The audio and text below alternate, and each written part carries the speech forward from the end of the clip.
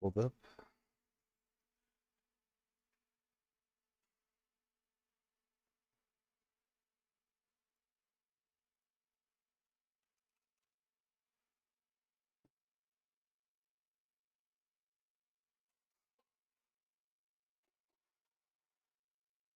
What's up, Nova?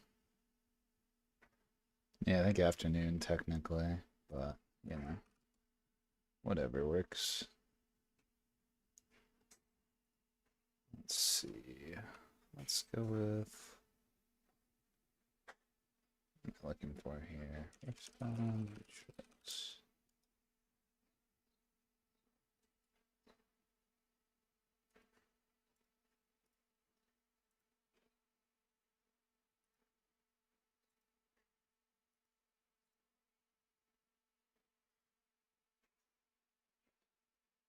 Happy time of day, as it were.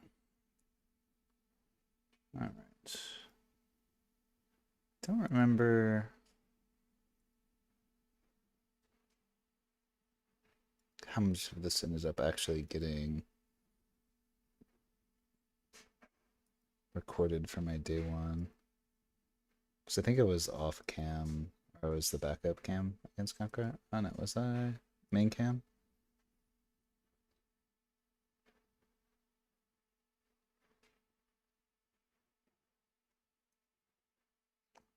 It's always me up bound in the rift.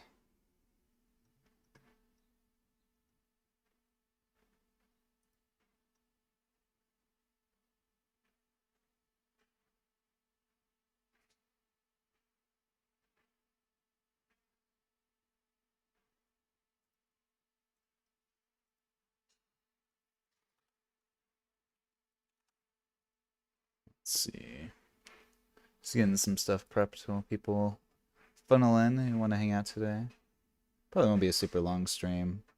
We're just trying to get into the habit of making it a more regular occurrence. But want to do some Hartford prep stuff. Maybe do some VOD reviews. Maybe help people out with decks. Classic Q&A as we go into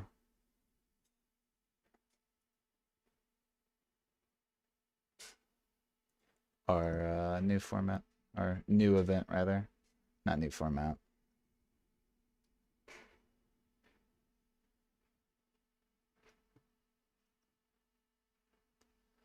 Just a couple of things I've been contemplating about my deck list. I don't know what I want to do with it yet though.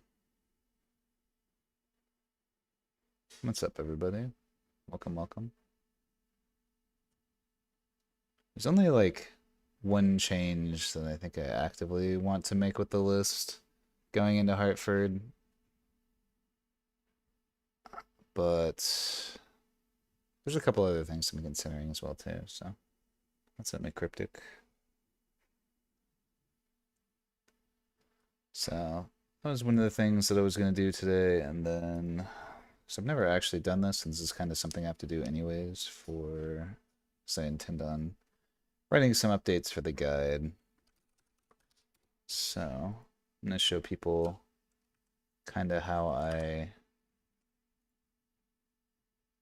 so Diana, I prep for stuff like this. People want going to be the best content everybody has ever loved, you know. Spreadsheet content. Sure.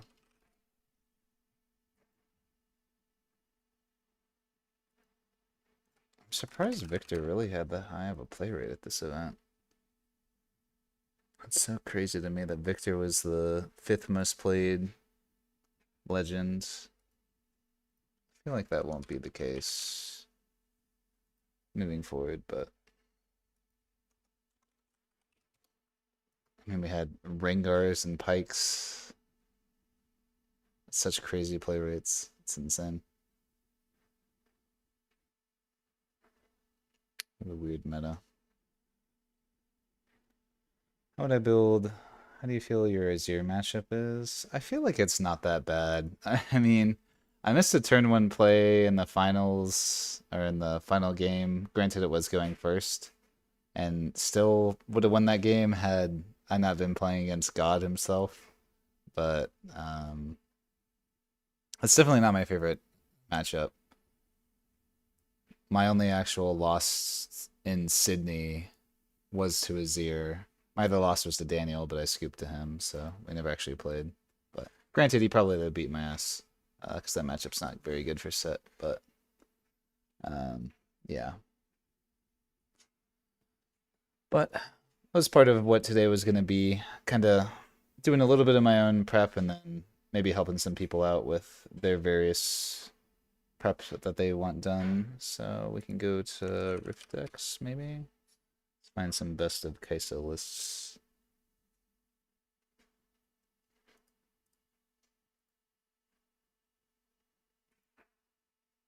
I think Kaisa obviously hasn't really been a top performer.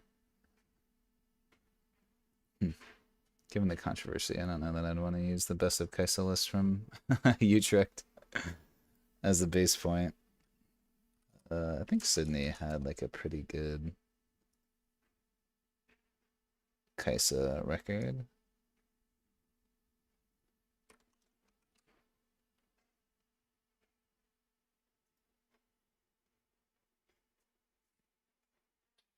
What's up, man? Hi, Mitch. Good to see everyone. Just taking the whole Kaisa best of situation. I covered it a little bit in Monday's VOD review. Obviously, I don't have the entirety of the context for everything that ended up going down. I saw this morning he put out like some big legalese post for some reason that's trying to like sue based on defamation, which I think is a little crazy. I can just Google this. Best of.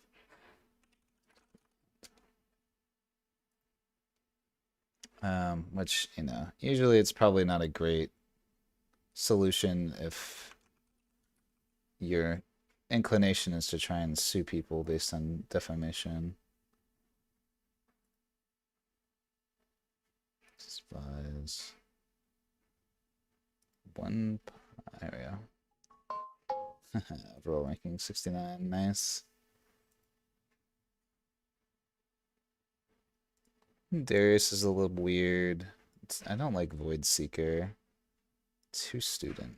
Okay, wow. I don't particularly like this list. What was the other event after this? We had Sydney, Vancouver. Oh yeah, Vancouver is actually the list that I'd probably trust because I know the person who won the best of. There. Turns out there's no proof that he agreed to the split. Just hearsay. Or hearsay. I mean, if that's the case, then it's a little bit on them. As somebody who's done splits before, I can tell you that that's something that you always get in writing. For that exact reason.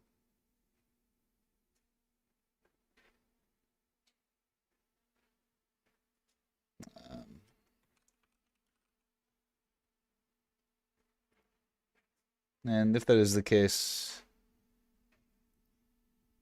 then I do feel a little bad for the guy. But at the same time, like, there's no way that they would have put out all this information if had there been no, like, actual reason as to why they believed that there was a split, you know?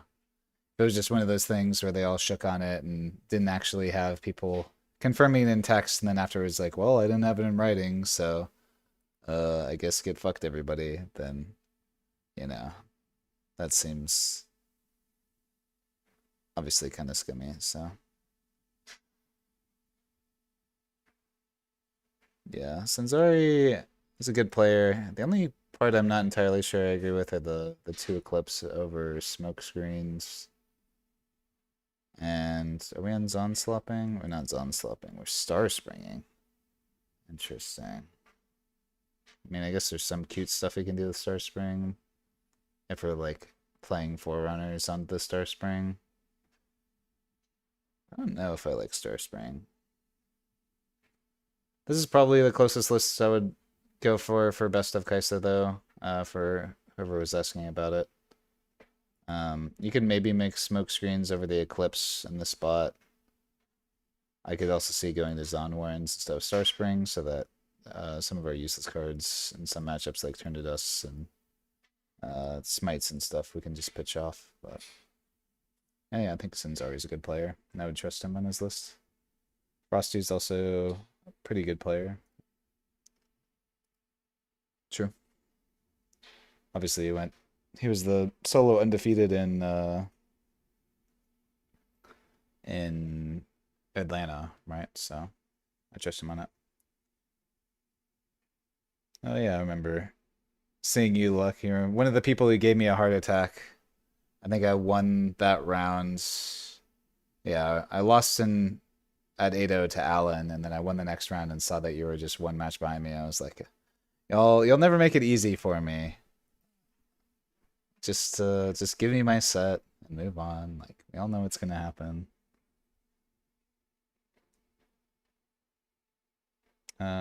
Thoughts on main event versus Super Saturday for players that've been top lane and other competitive opportunities but new to Riftbound. Yeah, that's one thing that we can go over to is side events.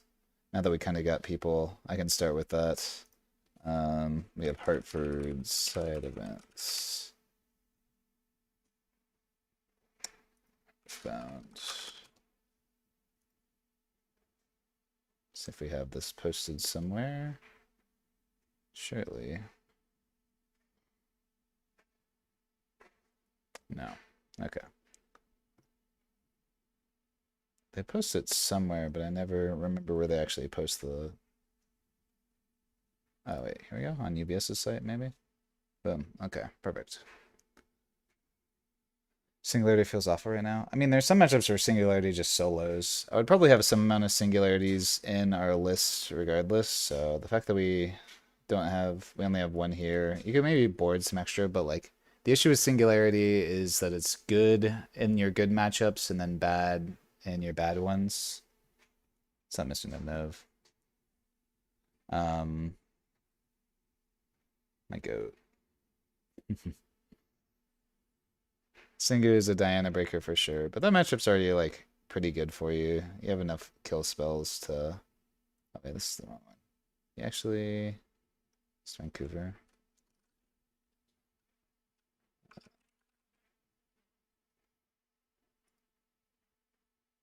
Yeah, you still play 2 Singularities, so I think so long as you're playing at least 2 or 3 Singus, it's definitely good. But getting into what I personally recommend for people based on your specific goals, because everyone has different goals, right? I think that you have 2 options day one, assuming that Eventbrite still has tickets available, because Vancouver or Utrecht sold out very quickly for the Friday event. The only events that are actually worth playing, for whatever reason, with how they ended up scheduling things, is the pre-regional challenge at 1 p.m. This one has like a relatively large cap, and God, they're charging $70 for it now. That's crazy.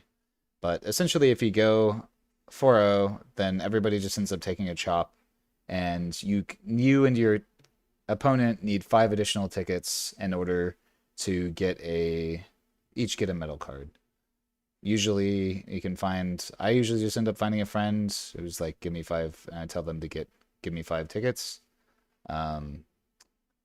And it's also decent practice for the main event, assuming that's what you're going for. But yeah, this is the only side event that's actually really worth it. The issue with like some of these other things is that tickets drop off very quickly. As soon as this event is over, tickets lose half their value, because an RE medal is worth like 3,600 to 4K. The next best one that you're getting is a Kaisa and like the 17 to 1,800 bracket, right? So if you end up 4-0ing the pre-regional and then splitting in the finals, you basically get a full Kaisa to yourself. So, you know, you're up your $1,800. Even if you don't end up getting that, like Jinx is still good, so on and so forth, right? So you can either go for this and or you can go for the on-demand events, of which, in my personal opinion, the only one that I will ever play is the on-demand competitive constructed, just because this gives the highest payout. Like the 2v2 takes so long and you're only getting 6 tickets across 2 people. Like free-for-alls, again, you're getting pod winner of each round is like 2 tickets. You get, if you're doing the on-demand constructed, 3 wins gives you 3 tickets and you're stuck there for a full 2 hours, even if it is best of one. Like these just don't give enough of a payout for it to ever be worth it. And if you lose in the on-demand competitive constructed, you can just immediately go back into the queue. Oh, the price is 70 odd, I think. I see. So that makes sense that they just copy and pasted it and didn't do it for the US. So yeah. So my opinion, it's just better to do the on-demand competitive constructed. The best thing that you can do is if you can win 2 of these and 3-0 them, and then find somebody else who's done the same thing, then you can basically just go half and half on an Ari. And then, you know, you can just cash out the Ari for, I don't know, find me and I'll find someone that'll at least pay you 3,600, assuming that a vendor's not even not offering that much. So, but the rest of these like side events, they just don't, they take too long and they don't give any amount of tickets that actually matters. So, in Utrecht, Ari went sold out at 4 p.m. Ari did not sell out at 4 p.m. Ari's did. Utrecht was actually one of the ones where it sold out the latest. It did not sell out until the pre-RQ was over. The first 5 people who got their tickets from the pre-RQ were able to get Aris, and everyone else got Kaisas. So there were 30 of them that were sold out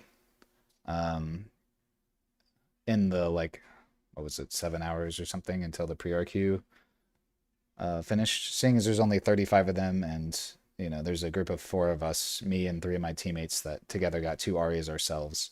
It is very possible for the Aries to be out by then. So, my opinion, based on Hartford, is the only reason that the Aries weren't even sold out before then was because the side event started a little bit late. They had some issues with their website and stuff. So, I would assume for Hartford, the Aries will be gone by the time the pre-regional challenge is over. And even if you're the first person in line, it's extremely unlikely that you end up getting an Ari. So.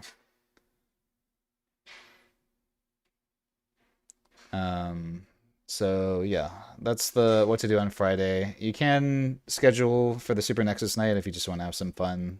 You get a couple of tickets for each win. You get to play, you get like a Nexus night and then like random door prizes. So this event's not bad if you just want to play late.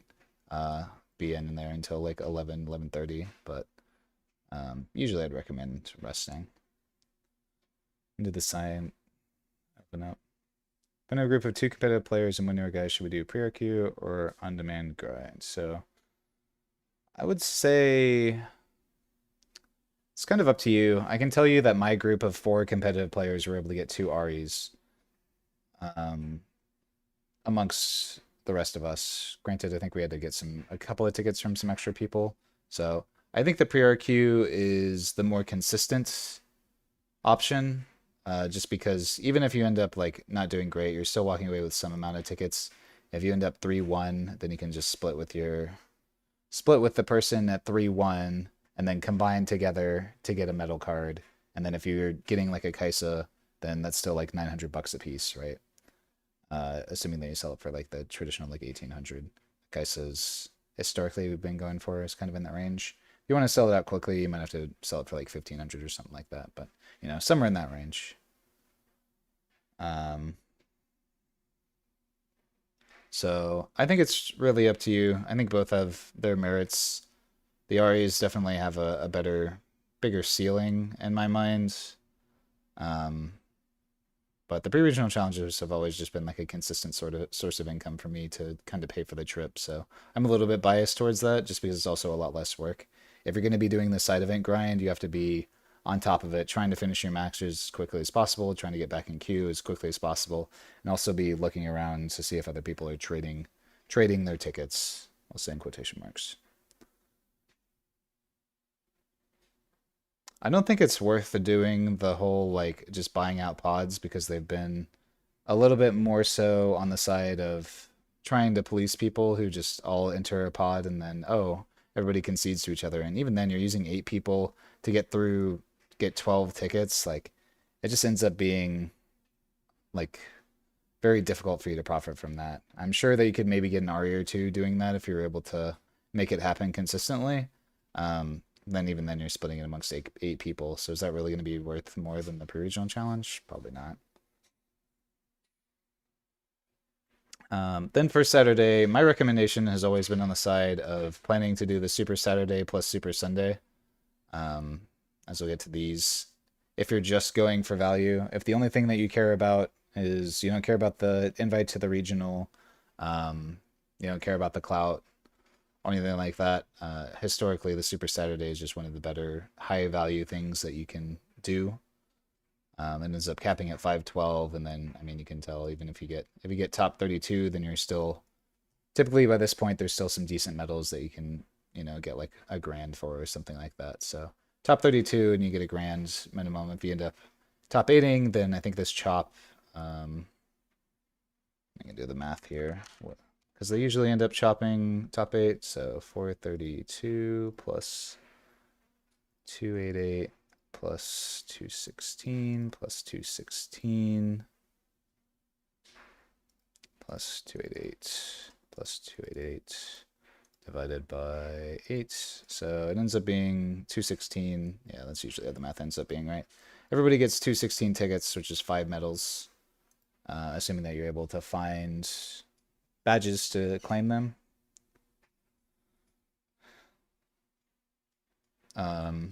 So, that's 5 medals. You're looking at like 5 grand US probably at a minimum for top 8ing this one. Whereas in the main event, you essentially have to get a best of, right? The pricing for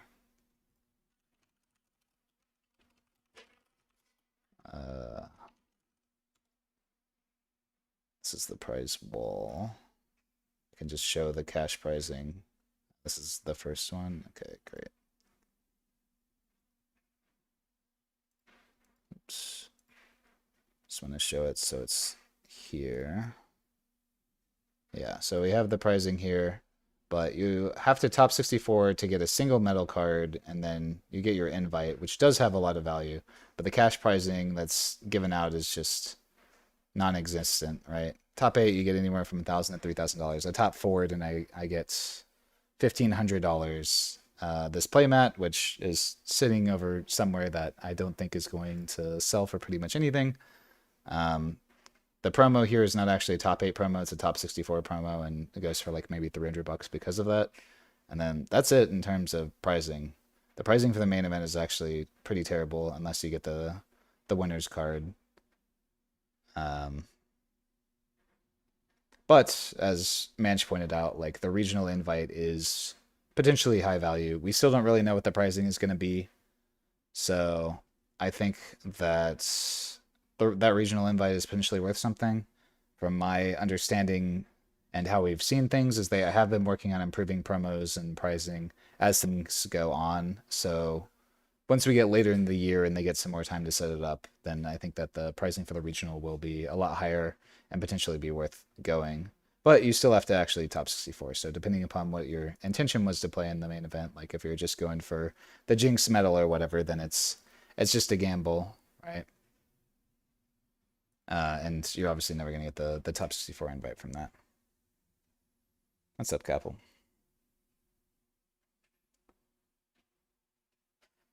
Yeah, as Zeus Harris said over in Twitch, the value is pretty high for the Super Saturday event, where you're able to get at least a couple medals, like guarantee a couple $1,000s. Nobody's going to be mad with that for the weekend. And you also, if you have a friend, get to do the Super Sunday as well, which ends up being not quite as lucrative. It ends up being 288 split between you and your teammate, but I think this cap includes, it's actually 256 teams, so it's much easier to get to top 8.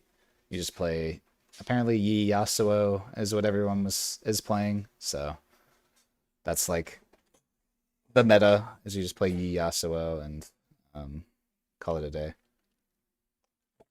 And then you just get to do it all over again, so.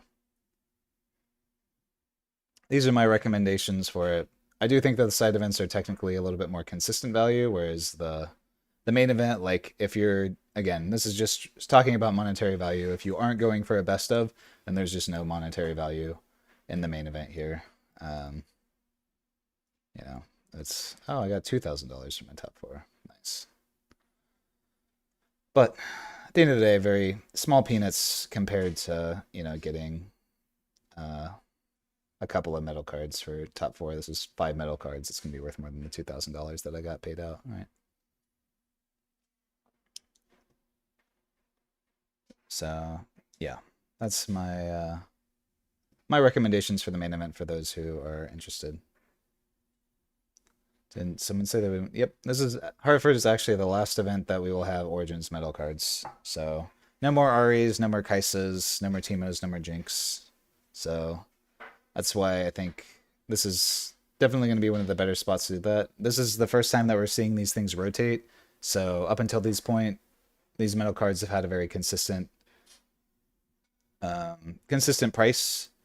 But now we get to be at the portion where we get to see, well, what's going to happen to them now that we know that no more are getting printed. The only thing I'm not sure about, which maybe I can check here. The Showdown series, right? I don't know if the Showdown series thing will end up having Origins medals in it still.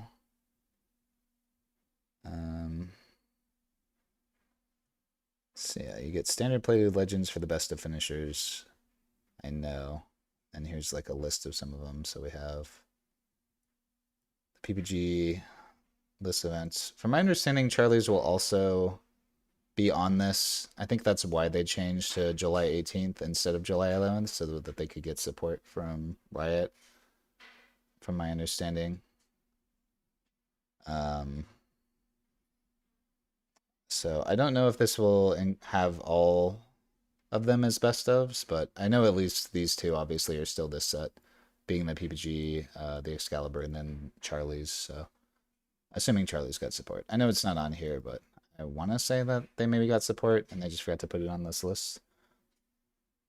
Most 3 recent sets. Okay, so yeah, so there will just literally be, these are the last events to actually get best or get these, and then they're done. So as soon as set 4 comes out, top 64 gets regionals invite. Technically, these are just regional qualifiers. There is a regional that will be in November and December. One I think has been announced. Hopefully I'm not. They announced it somewhere. Is it this one?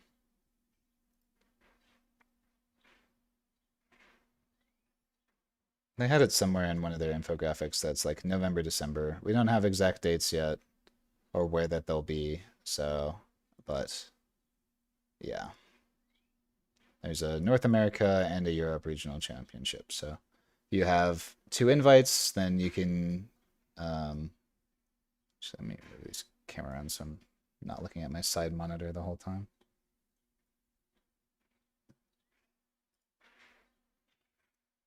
There you go.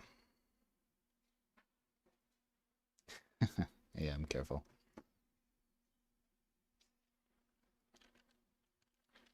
Can I explain? I mean, Worlds hasn't even been something that they've decided anything on, from what I understand. So we just know that in theory, these 2 regionals will qualify us for Worlds. We don't know how many people will get to go to Worlds, how big Worlds will end up being, or any of that sort of stuff. But I think they announced originally on their roadmap for Worlds to be early 2027. I don't know if that's still the case or not, but that's yeah, there were around.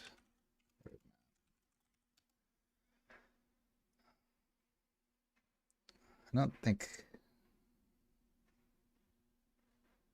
Yeah, this one is not entirely up to date. There's one that came out like early launch, like literally when the game came out, that mentioned. I don't think that this is right. Yeah, this is just all the RQs.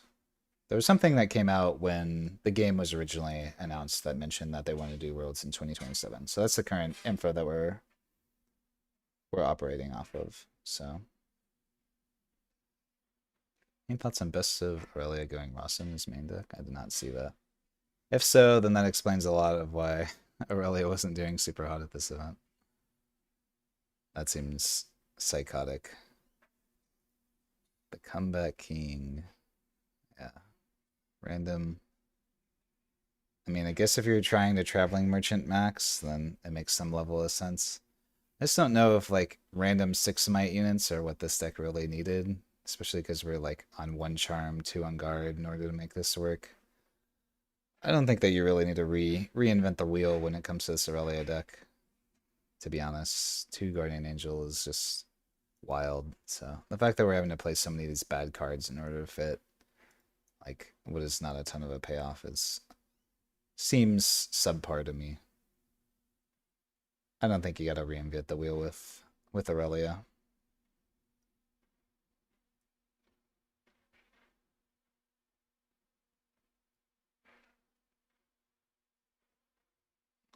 Yeah. Writers have there definitely will be Worlds in 2027. That was something that they officially announced.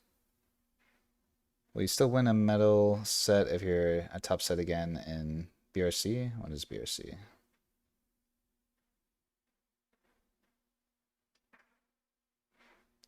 First time going to an RQ at Hartford. Any general advice? Yeah, I think that's what today is going to be kind of about.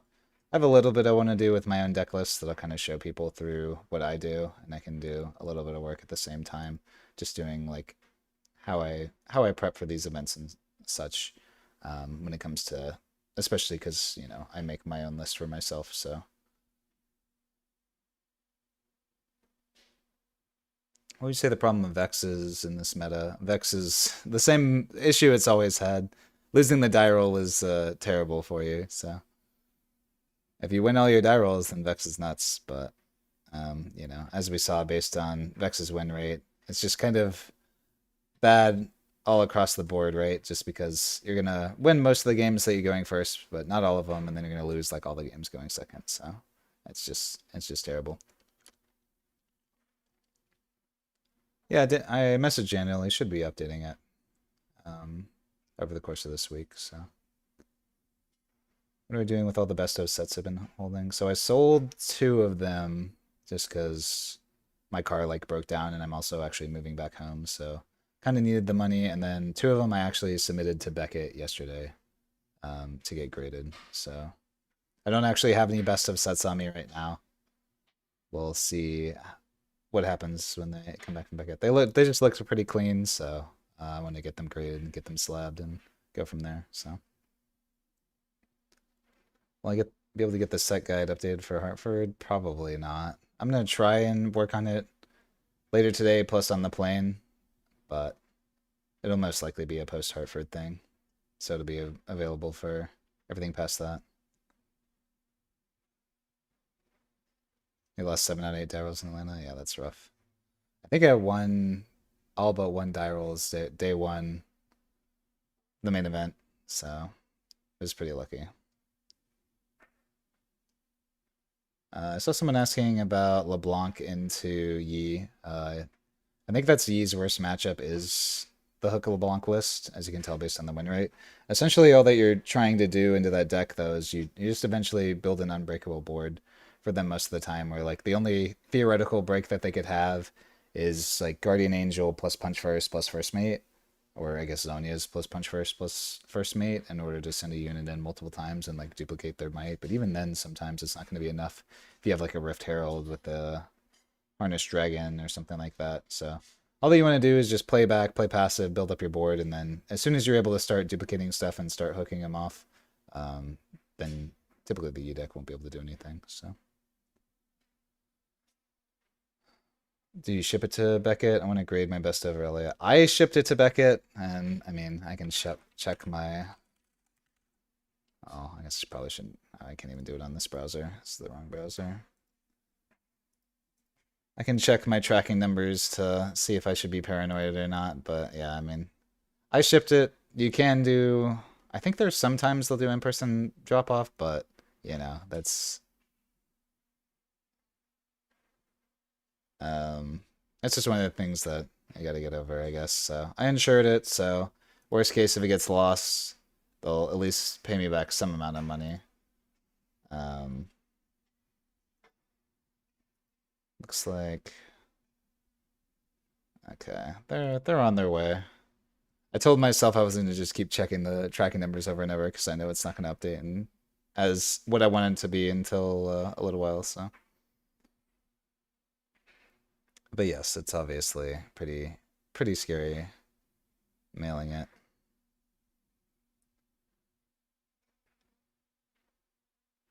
Is filing tournament winnings on your taxes relatively difficult?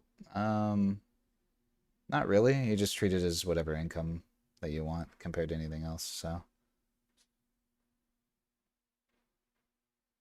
what do I think Utrecht has such an interesting top eight, and why were we not seeing a couple of copies of LeBlanc and Aurelia in top eight? I think it's just all variance at the end of the day. Obviously, Yi had the biggest ever performing deck, but we saw all of the top players being particularly prolific players, right? So when it comes to that, I think that we're seeing in Riftbound is supporting people who are just good at playing the game rather than playing good decks a lot of the time. Riftbound, I always mention, is an extremely punishing game. Sometimes even too much so in my mind, where if you end up just making a mistake and losing like one unit here or there, or losing one combat, then often that'll be enough for you to lose the game. So if you're just a good player who's able to play at 100% efficiency, then you'll be at the top table no matter what you end up playing, which is kind of what we saw from all of our players, right? How do you find the Aurelia matchup with Set? Out of my 19 games, 4 losses, 3 of them are Aurelias. I think Aurelia for Set is a very annoying matchup. You kind of have to run them out of buff spells, and you're very heavily reliant on Punch First, but yeah. I don't like the Miracle Diana builds. There's, again, a lot of these decks are just not really a reason to reinvent the wheel. I don't think anytime that you're doing an alternate build of a deck, you have to understand that. I mean, I would need to see some of the list to know exactly what the list is here. But if you're reinventing the wheel, in my mind, it has to be something that's going to like improve your bad matchups, right? So, it has to make like your Victor and Azir matchup better without, or your Master Yi matchup better. Yes, I'm one of the 3 owners of Challenger 2CG. There's 3 of us that actually own and manage the brand. So. The set 1 legends will still be legal. You'll still be able to play them at like local events and some of the smaller skirmishes and stuff if you really want to. But because there'll be no more best ofs, they're functionally rotated out of the RQ level. But they're still entirely legal if you really wanted to do it. That was like one of the weird running bets we have is like after rotation, how many people do we think will continue playing Master Yi even though there's no best of, which is the majority of the pricing. I think the answer will still be pretty high. I think Yi will still be pretty broken. So just because that legend ability is never going to be fair, right? Same with like Annie. I think Annie will always be a very broken legend ability just based on how they're printed. So we'll just have to see after set 4 comes out how many people are still playing these decks.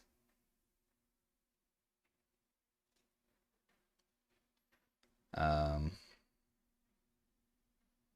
sorry, my chat got lagged behind. We're going to see Aurora Band for set 4? I don't think so. I would love to see an Aurora Band just because I think it's kind of it's an unfun playstyle, but so far it hasn't had like an absurd win rate or anything like that, so.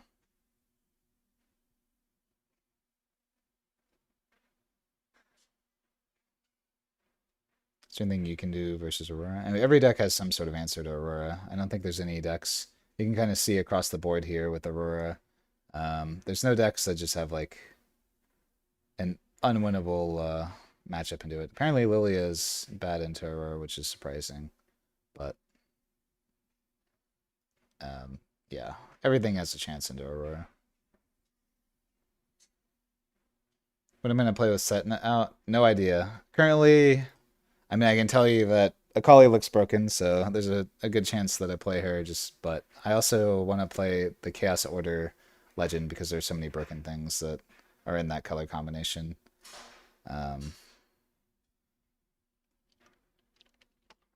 You got Fizz plus Mixologists that you can do with like Nocturnes and hooks and all that sort of stuff. I'm sure that will be crazy. Fizz into Starcross that you play it off of Mixologist that also put like a Harness Dragon into play. It just seems impossible to deal with in terms of value. Play a Nocturne off of it too.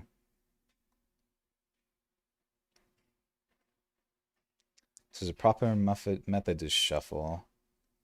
It's not one I can really do. I can tell you my methodology of shuffling, but I usually just end up doing like a pile shuffle. But the pile shuffle is not one that actually sufficiently randomizes the deck. It's just one that I do to count the amount of cards in my deck and make sure that I have the 39 in my main deck and something weird didn't happen. And then, you know, I do 10 to 15 riffle shuffles of just, and call it a day. But they're just variants. Drawing 2 to 3 of the same card can sometimes happen.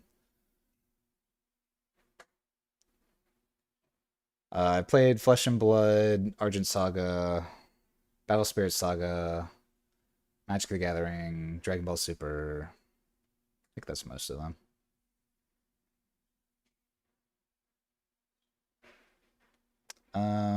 I think we have to see a new ban list. So for those who aren't aware, there is an infinite combo that currently exists in the game that is actually pretty good. Using Renata to make your tokens enter ready. Eye of the Herald, which just says when you move, you make a 1-run token recruit. And then I think it's Sneaky, or it's like Pursuer. Where's this card? Yeah, Stealthy Pursuer. When a friendly unit moves from my location, you may move with it. So if you equip this with the eye, then it makes infinite tokens on any number of battlefields, which to me seems a little bit too good, especially being out of Chaos Order. We just haven't had to deal with it even though all the cards are there because we don't have the Chaos Order legend yet, right? 7 riffle shuffles is mathematically proven to be truly randomized. Yeah, so I usually go for a little bit more than that, but I think that's the best way to do it.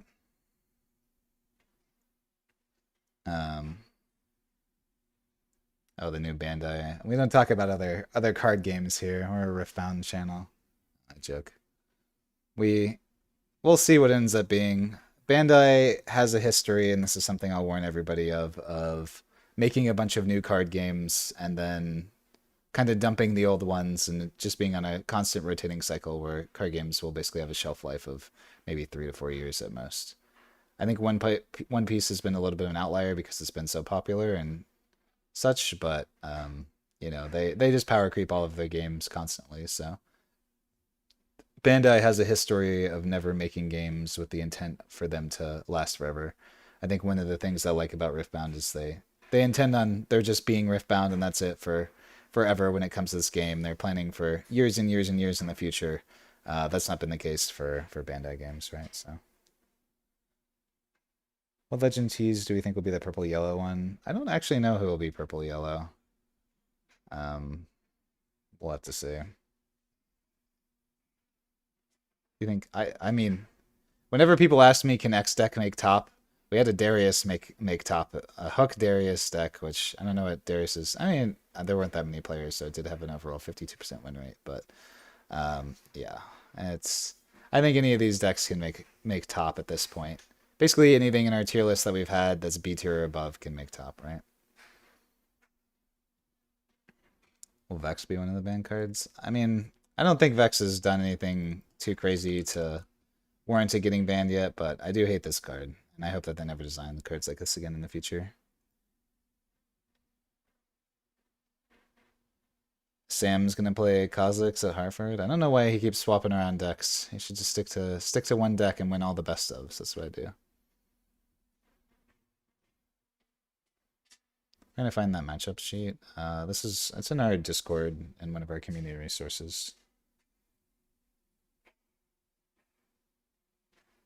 I can see Mbessa being mind and body. Interesting. I mean, there's a lot of cards that just like kind of break the rules of the game and set three, which I think is okay. It's hard for me to be upset just based on what our overall win rate that we've seen. Um, the format's been relatively balanced, with the exception of like Yi being big over converter, but you know, we have let's look at we don't want to just use most recent because this is just Utrecht. We can go to Vancouver as well and Sydney as these are three. Oh, these are the event details, not the sheet. Go to the sheet for both of these too. And take a look at our win rates. But overall, it's been like pretty consistently good.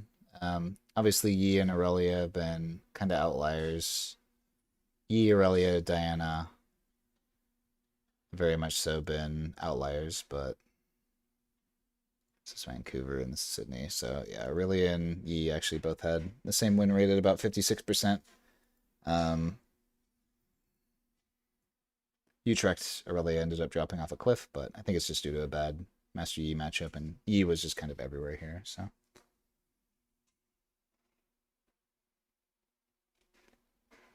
would I like a ban list with limited cards? No. Limited cards is a terrible idea. Never do limited cards.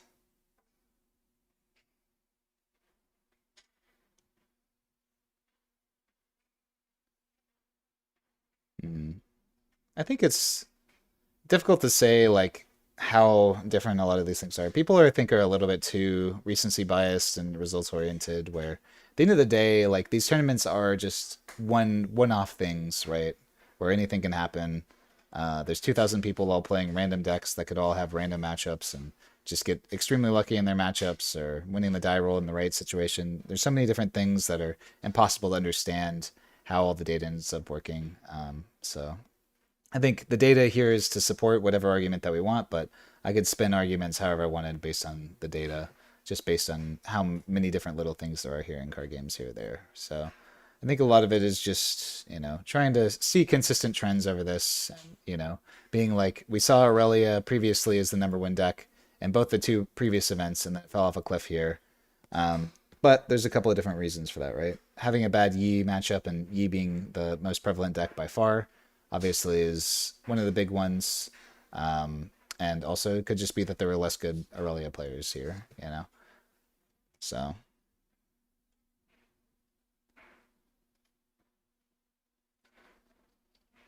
I personally think Aurelia is still like a top three deck, and that hasn't really changed at all. So, that's just my personal take on it, though.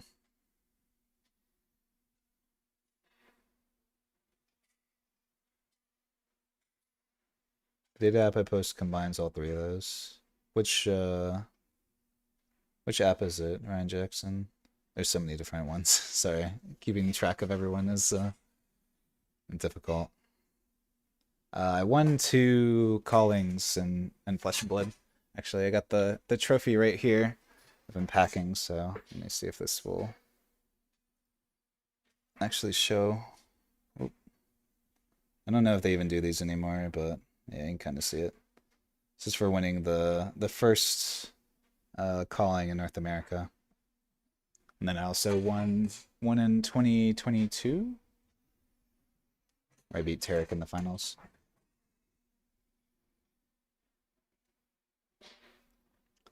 I don't think there's anything that's like super unsolved in terms of the current meta. I mean, we did see the Lux deck kind of pop off out of nowhere.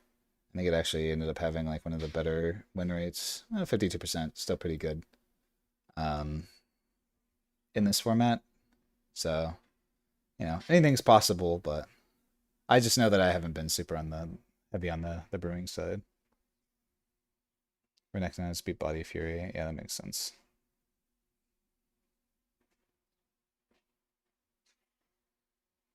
People trying to infinite with Jin now.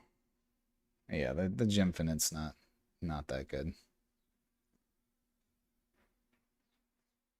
Ellis's Riftbound GTO AI project. I'm not sure what he's working on, but I know Ellis loves the game and has reached out to us for some collabs and stuff too. So I'm excited to see. what he has cooked up. I kind of agree that card games are something that's so finicky. I don't know if it's something that you'll really be able to develop AI to do, but maybe. Diana's definitely top five for sure. Oops.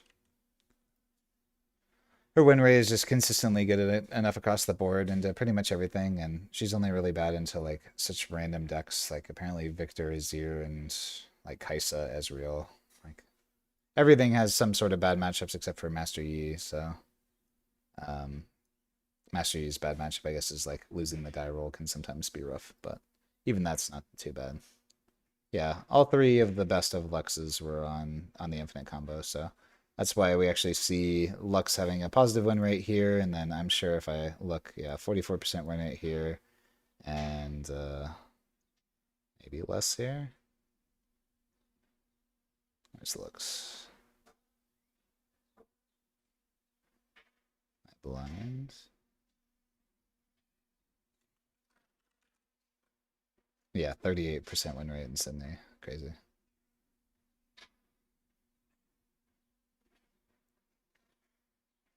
Think about Fiora. I think she's fine. She's like a middling. Fiora's like a middling B tier deck. So, do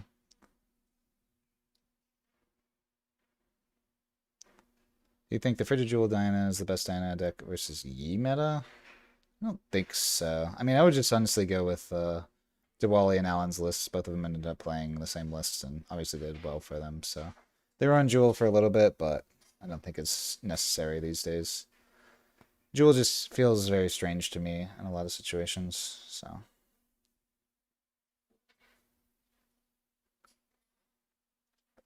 what deck would you play to win with Gutter Palace? If all your goal is to win with Gutter Palace, you have to do it with Time Warp. I don't think there's any other way to do it. So whatever Gutter Palace Time Warp nonsense you want to try and come up with, you can go for. But yeah. We did have Trevor on the Lux list, and I think he topped 60 forward, I want to say. Let's see if I can go in here and check. It will let me.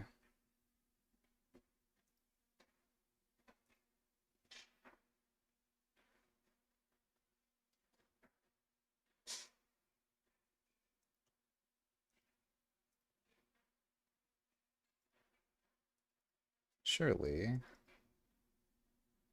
This website is so laggy.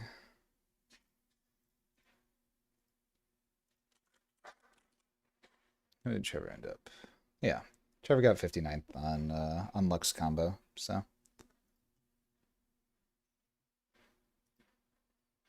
I think it's good. It has some like really awkward matchups, but it also has some like 100-0 matchups. So I think the list is still a little bit undercooked, but yeah, it's good. Do you show what version of the deck has this percent? No, it's not broken down by deck. I mean, I could like click into this spreadsheet is really cool. I can like click into it and it'll show me all of the different matchups that were played, I think. So it'll show me like this player versus this player and what their records were and who ended up actually winning if I like really wanted to break it down. All the data's there, but I haven't broken it down by specific lists.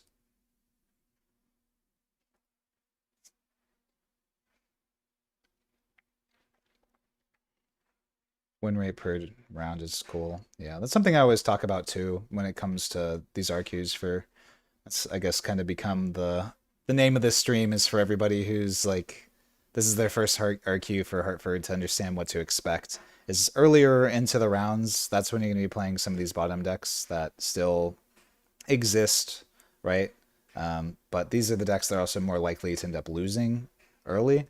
So, you know, these are going to be in the X1 and X2 brackets. But if you end up going undefeated or get into day two, that's when you'll actually start seeing the meta a little bit more. So like going into my specific tournament brackets as like kind of I got a pretty fortunate one, but we can use my tournament run as an example where day one I played against a bunch of random decks for the first 6 rounds, minus the bye, right? I played against Jinx, Victor, Aurelia, Lee Sin, Jin, so only one of the actual meta decks. Then once I got to round 7, I played against Annie, Ezreal, Diana, Master Yi, Annie, and then Azir, right? So um, once you start getting into the higher rounds and have like a reasonable record and going into day 2, like that's when you're going to be playing against all the meta decks. And until then, in these early rounds, you can kind of expect to play against a bunch of random nonsense. So depending upon what your personal goals are, um, you don't necessarily need to like start targeting decks like Master Yi or Diana or Ezreal or Annie until you like actually get to day 2. So if all your goal is to get like a best of and you're on like a Jinx or something like that, I would always recommend to not try and build like too anti-meta, just build a deck that's kind of good against everything. How do you deal with Victor's set? I don't know, that matchup's pretty easy. You just put beefy bodies into play and Sabo their Imperial Decree plus Bellows. If you don't have the Sabo for Decree Bellows, it can be kind of rough, but I'll tell you that, like, they just don't have an answer to Showstopper on a Fiora or just like a buffed Fiora onto a battlefield. So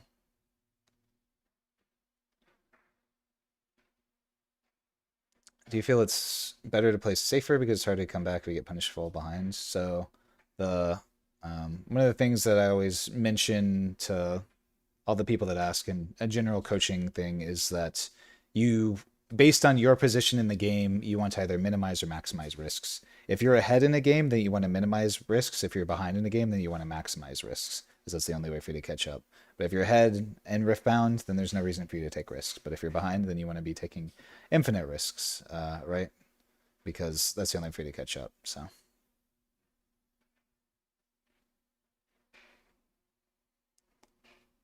Ari has a winning Azir matchup. Yeah, I would say again, use all of this data with a little bit of a grain of salt. It's not, some of this stuff is just too small of a sample size for us to actually keep in mind, right? Like if we were to go down and break down where Azir having a positive or Ari having a positive matchup, as the one that you mentioned.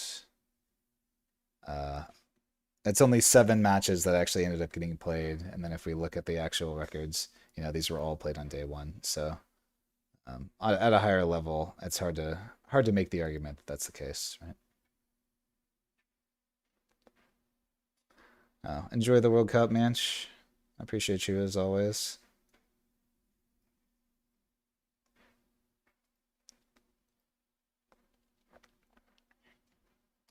Did you see that on the official Riftbound website showing the top decks judge 7th of second?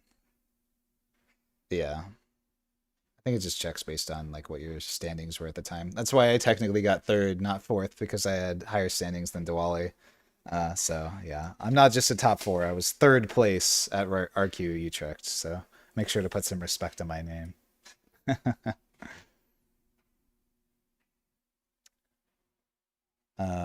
In a world without Aurora, it needs to just for the LeBlanc sideboard to improve purple matchups, more safety inspectors, and death grips. I guess death grips potentially could work into the purple decks. Yeah. There's not a lot that, it's like LeBlanc's issue is fundamentally with purple decks that I don't know if there is ever going to be a perfect answer into it. Maybe like Thousand Tail Watchers can be good just because if they like rely on one star cross, then you can excel a Watcher and get things going. But yeah. How much you charge to play a game in San Antonio? Well, I'm moving out of San Antonio as soon as I get back from Hartford, so unfortunately I don't have any time to do that. Dude, I've played like a bunch of skirmishes here. So had you showed up to one of these, wherever my event details are, you would have been able to play against me. So all these shops were super nice, but I've got plenty of skirmishes that are give me my buys here, so all these random skirmishes and stuff. Yeah, if I was 4th, no one would be here, but since I got 3rd, I'm more credible. Thank you, thank you. Challenger tier include dates with me? Yeah, of course. You all get group dates with me twice a week. And then you get some dates with Anton as well. So, it's a constant thing. All the dates, even get to record them. So, This Excel is linked in our Discord, so semi-private for anyone who supports us through our Metafy has access to this in the Community Resources tab. Or if you want to take the effort to type in the link at the top, then you're welcome to do that too. How do you play the LeBlanc matchup as orange-yellow? As set, you just have to wall them out. That's the only real game plan you have into LeBlanc is you have to prevent them from ever conquering and duplicating in the first place. Orange seals, they just aren't necessary. Power is never the limiting thing. You only use seals if you're more limited on energy than you are cards, and set's more limited on cards than energy.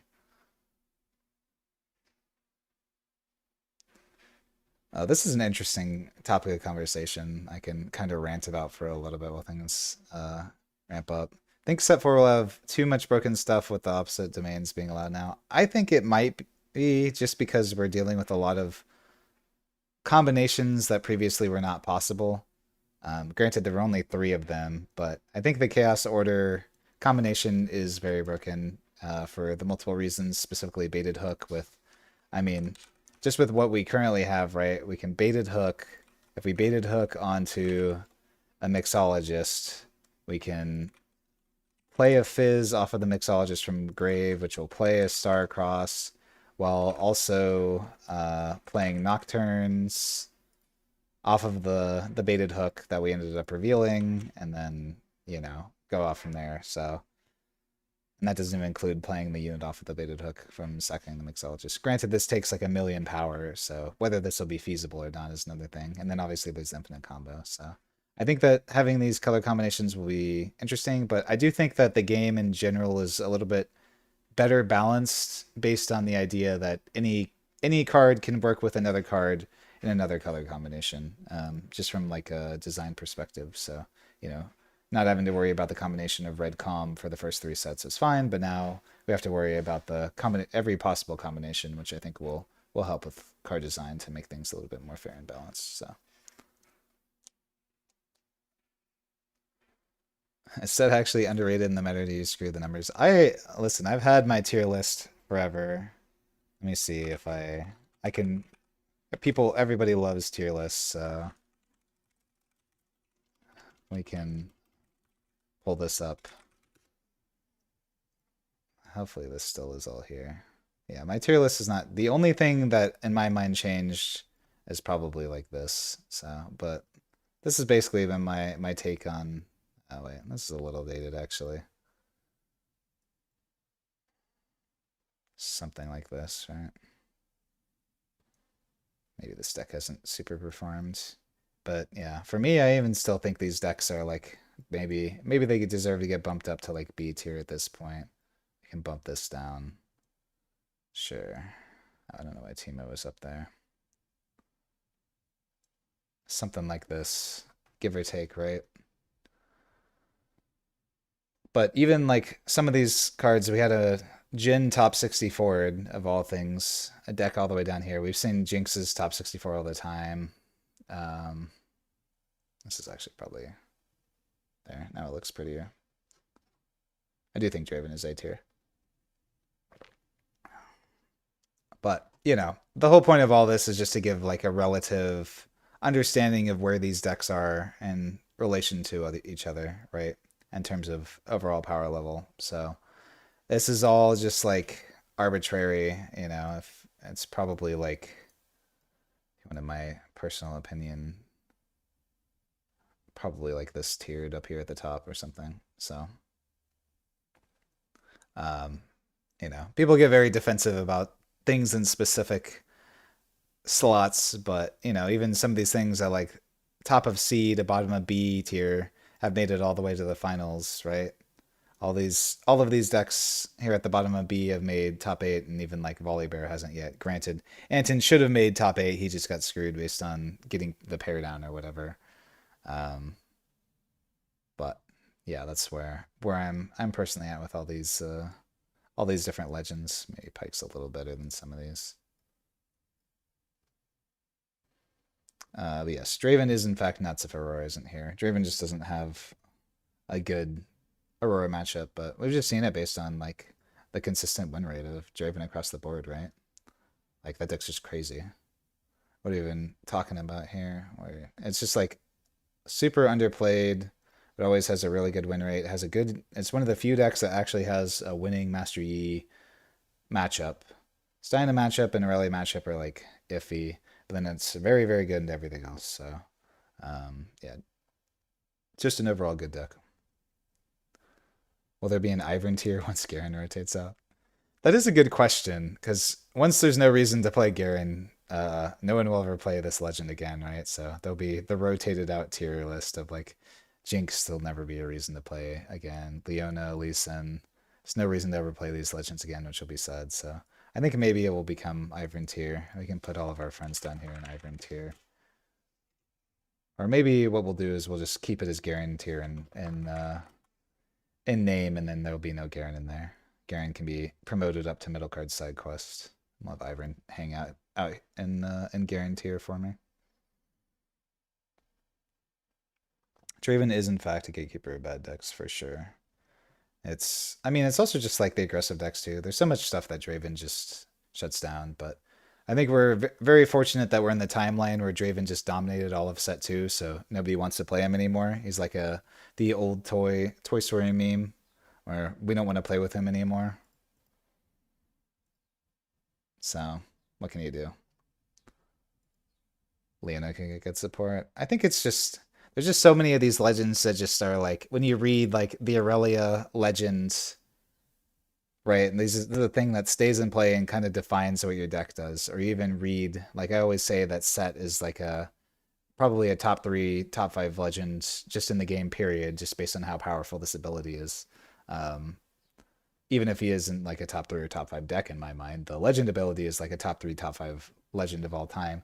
But it's the color combination and some of his relative position in the meta that really causes him issues. But if we're just talking about legend abilities, some of these are nuts. And then you have Leona, which is when you stun something, you get to buff something. Like, come on. When this is something that just starts in play, you get kind of gate kept based on how powerful your legends are, I think, a lot of the times, because this is something that's your opponent's going to have to think about every single turn. So, do I recommend red Jhin and Draven? I like Jhin and Draven. You have to build your deck around it. There's 2 variations of Draven. You either go Jhin or not Jhin. With Jhin, you can play like Falling Stars, which I think are pretty strong. Without Jhin, it's a little bit harder to play like the superpower hungry stuff, so. But you get to play more purple Vexes, so it's just dependent upon what you're planning on running into. If you're running into decks where purple Vex is good, then you'll want to play that over Jhin. If you're not running into the decks that you need purple Vex against, then the Jhin version will be better with Falling Stars and stuff. I think Akali's legend ability, hypothetically, if I were to talk about spoilers, is very broken, but we'll see. Until I have the full context of set 4 and all the cards have been officially spoiled, I'm not one to really speculate on how set 4 will look, because there's a lot of hypothetical things we could talk about with set 4, but at the end of the day, it'll be a completely different format with completely different cards. So it could be a point where even like a deck like Set will have all these cards change.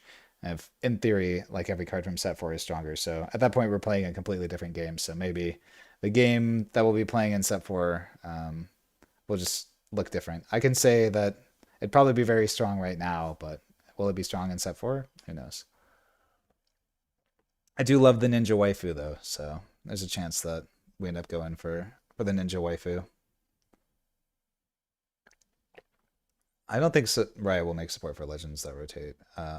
Well, maybe they'll do like something else, like some alternate pricing for the rotated legends. I think would be kind of cool that aren't like the best ofs, but some sort of generic pricing where if you're the best of your legend, you get, I don't know, some like fancy ass runes or something like that. Yeah, I think Labanco can win. I think going back to, dare to close my tier list. Everything that was in like B tier or higher in the tier list that I had, I think has some merits, right?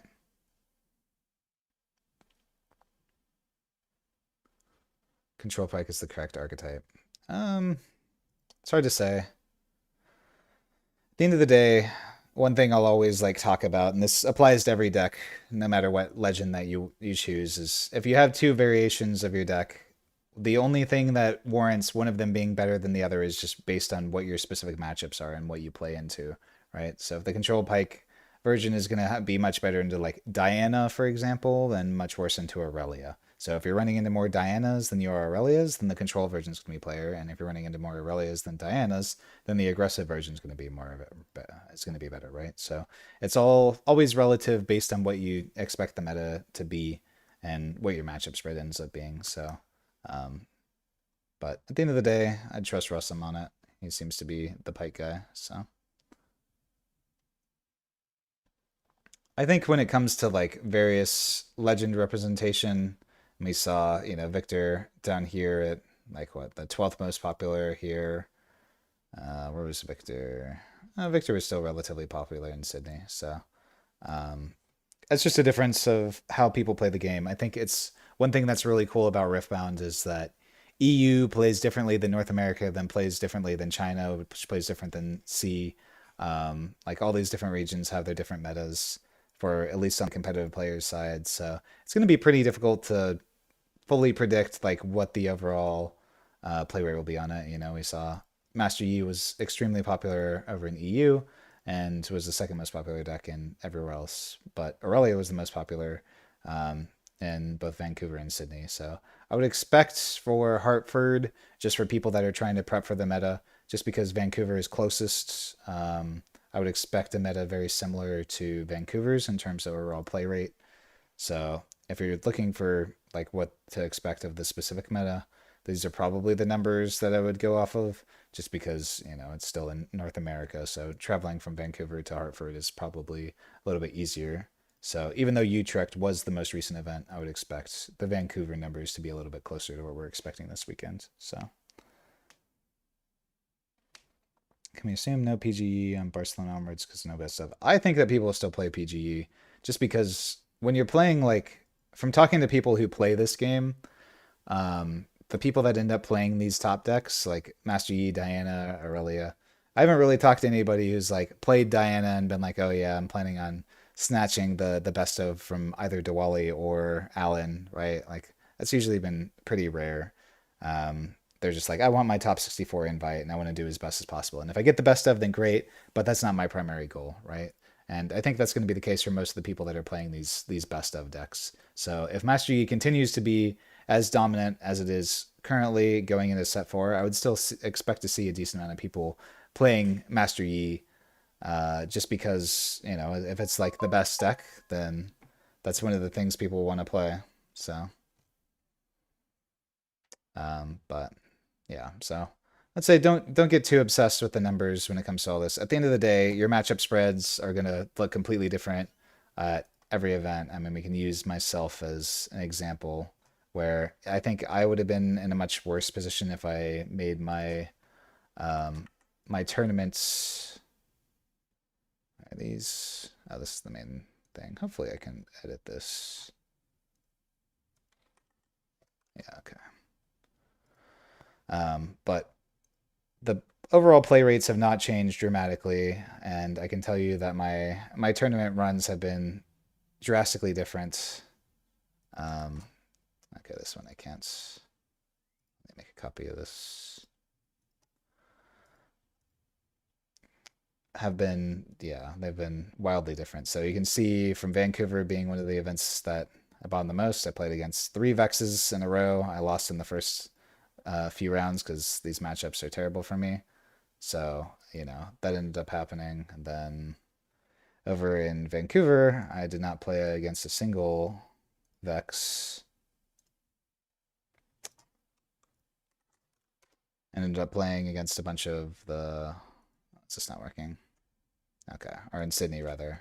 I played against a bunch of Vexes, or I played against a bunch of Master Yis and LeBlancs and Sydney, and then obviously here in Utrecht, I played against a bunch of random stuff, Diana's, a bunch of Annie's, Master Yi, and then finally ended up losing to Azir. So yeah, do we think we're gonna have Abandoned Hall ban? I think that battlefields are the most likely thing to get banned. So if they want to hit specifically Diana, I think Abandoned Hall should be banned. I think it's a nonsense battlefield, but yeah, it's anything to hurt Diana and Aurelia, I'll be all for. I think it's mostly just like this Master Yi deck is just crazy, right? If we're doing any bans, then we have to be targeting this. But I can tell you based on the general sentiments of everything that's going on right now, there's probably a 0% chance that they actually put out bans. The only reason that bans even happened in the first place in set two, in my personal opinion, wasn't even necessarily due to the power level of the decks. Granted, Miracle Draven was, far and away more powerful than everything else. It was also because it made the tournament experience so much more grueling, having to watch your opponent play Called Shot into Ezreal into Fizz for my Called Shot and all this sort of stuff, like just constantly looping all these things, people taking 10, 15-minute turns. Like that sort of gameplay is just not very fun for people to play against. So I think that was very much so a driving force in why we saw the bans that we did. So we choose between LeBlanc or Draven to one trick for the rest of the set, which I think Draven, I don't know. I wrote the LeBlanc guide and I really like the Hook LeBlanc guide, or list, so I'd probably say LeBlanc for me personally, but I think if I were recommending it to someone else, I'd actually say Draven. It's got a lower play rate. You get to be a little bit more indie and you get a lot of value from that, in my opinion. A lot of people asking about Draven, interesting, despite it having such a low play rate. I'm surprised. Maybe that's just like an us thing that people love to talk about Draven. But yeah. Jin will be very good in set four. What's your opinion on Kinko Initiate? My issue, oh yeah, going over to my set list, because this is one thing that I wanted to try. Y'all can see me edit my list in full time. That's one thing that I've heard a lot about, is people asking about this Kinko Initiate card. I don't think it's necessarily a bad card.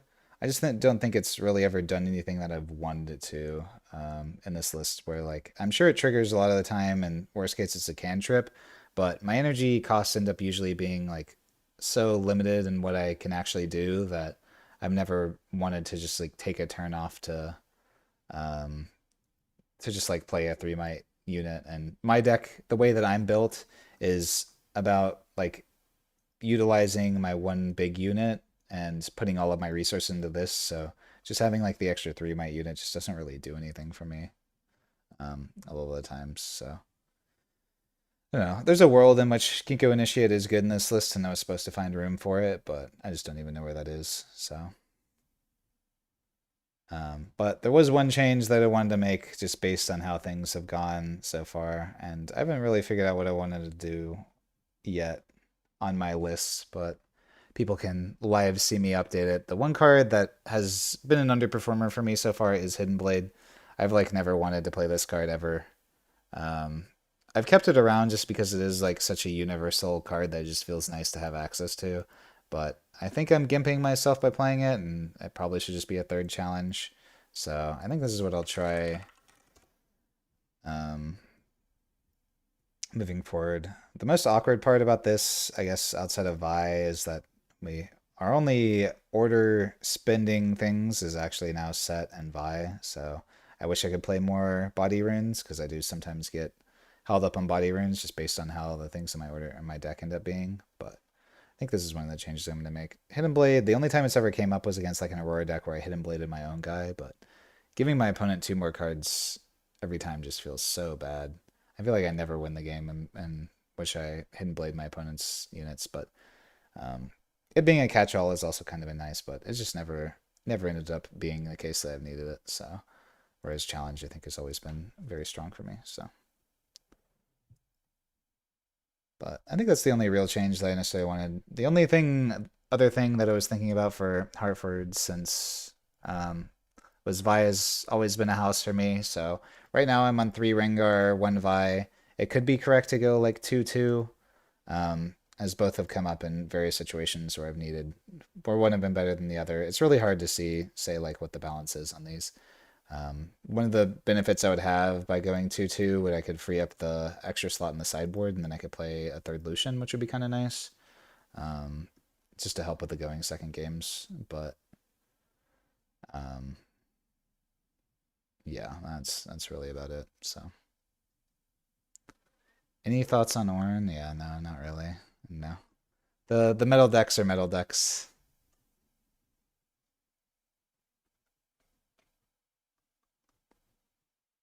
Um, but I think this is probably what I'll end up playing for Hartford, if I had to guess. People can get spoilers if they really want to contest me on set. Granted, it's not something that I would recommend. Why not 3-2? It's just pretty expensive. I mean, these cards are always nice to have, but I functionally treat these as like spells a lot of the time. So I think, I mean, maybe I could move this challenge to be an additional copy of I if I wanted to. It's just so expensive. I often find myself in situations where if I have multiples of these cards in my hand, it's unlikely that I'm able to play both of them over the course of the game just because there's so many other things I'm going to want to be doing between like playing Fioras, playing my chosen champ, and playing like Feyfolks and doing the first mate shenanigans with Feyfolk and stuff like that. The other thing I was considering was swapping out Grove just because I like never draw cards off this stupid thing. And sometimes it feels like it's more of a hindrance than it is anything else. I feel like the biggest buff that Grove has for me is if I ever put a unit on here, it doesn't matter what the situation, my opponent's just going to ram every unit they have into that battlefield no matter what, which is sometimes a benefit and sometimes not. But I don't think the battlefield itself is actually that strong in a lot of situations. So um, one of the cards I was considering for it was Amateur Recital because it works very well with Feyfolk. Unless you do some shenanigans of like ganking over to the other side, right? So um, while being less toxic by letting my opponent control the battlefield, because obviously I don't want my opponent drawing free cards. So um, yeah, so this is something I've been considering. Grove has been around forever, but like, I don't know. I feel like I never get to draw cards off of this. And typically with this deck, if I'm holding, I'm like winning anyways, right? So the only reason I haven't cut it up until this point, and don't start telling people, but is because people will just like throw every resource they have at whatever units on the Grove, no matter what, and make it so they can no longer win the game by spending all the resources to break something that just like gets saved with set ability anyways. So. Emperor's Dice. The ruling on Dino seems to have people saying you can bounce for free now. Yeah, I don't know. I I don't think bouncing my stuff is something that I'm necessarily trying to do. Like the best thing I can bounce is like I mean I can the issue is I have to do it on Conquer, so it doesn't even work with Feyfolk. It's literally just like First Mate and Pit Rookie and I guess maybe Kinko Monk, but it doesn't do enough. You think Azir makes another run or is it a player diff? Yeah, that Squirtle dude. I mean, that was one of the things I was gonna do maybe at some point. Do we have the top eight? I'm sure people have seen how bad my beats were for that top four match, but being able to explain what happened to me in that top four would maybe interesting for people because I've been playing card games a long time and I've never gotten destroyed as hard as I did against Squirtle. That guy is a literal god. Um, the game one, I think there wasn't really much to talk about. I missed a turn one play and he just kind of had everything. So, but it started here, missing a turn one play, and he had his perfect curve, of course. Um, I kind of want to look back and see if there's anything I could have done. Will the list change a lot if Faithful get banned? No, probably not. I mean, maybe a little bit. But I knew with like how my hand was set up that the way that Squirtle's Azir deck is built up, he stays on pretty low cards. So having double Sabo is enough to like potentially take him off of playing the game, right? If I just like take all of his equipment from his hand and then auction one of his equipments, he's stuck with only one and top decking. Um, Squirtle was the one who said it for whatever reason. Okay. I did not complain because again, at the end of the day, it's not me complaining. Squirtle is obviously an amazing player, but his deck was on fire. He actually ended up apologizing to me while playing the game, which I think is like the funniest thing. We're in top four, both trying to go for the finals, go for the win for all the glory, and he's apologizing to me while beating my ass. And I was like, okay, well, that's very funny. Start tip peak any good? No, I think start tip peak would be worse. I just the only reason I don't want Grove is because it sometimes is like a negative for my opponent holding it. So start tip pick is kind of the same thing. Yeah, exactly.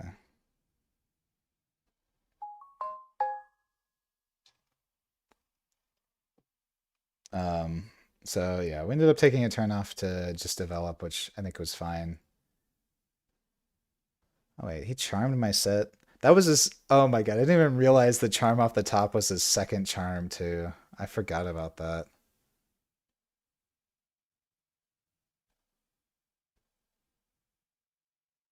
Ugh, I'm so salty about this game.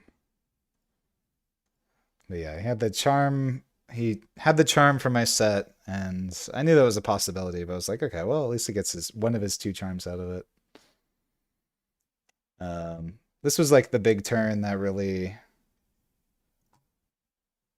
ended up being the main thing here, where I was like, okay, this puts me in like actually a pretty good spot. Being able to sabotage him, take everything that I need, and set up for um, what I need. So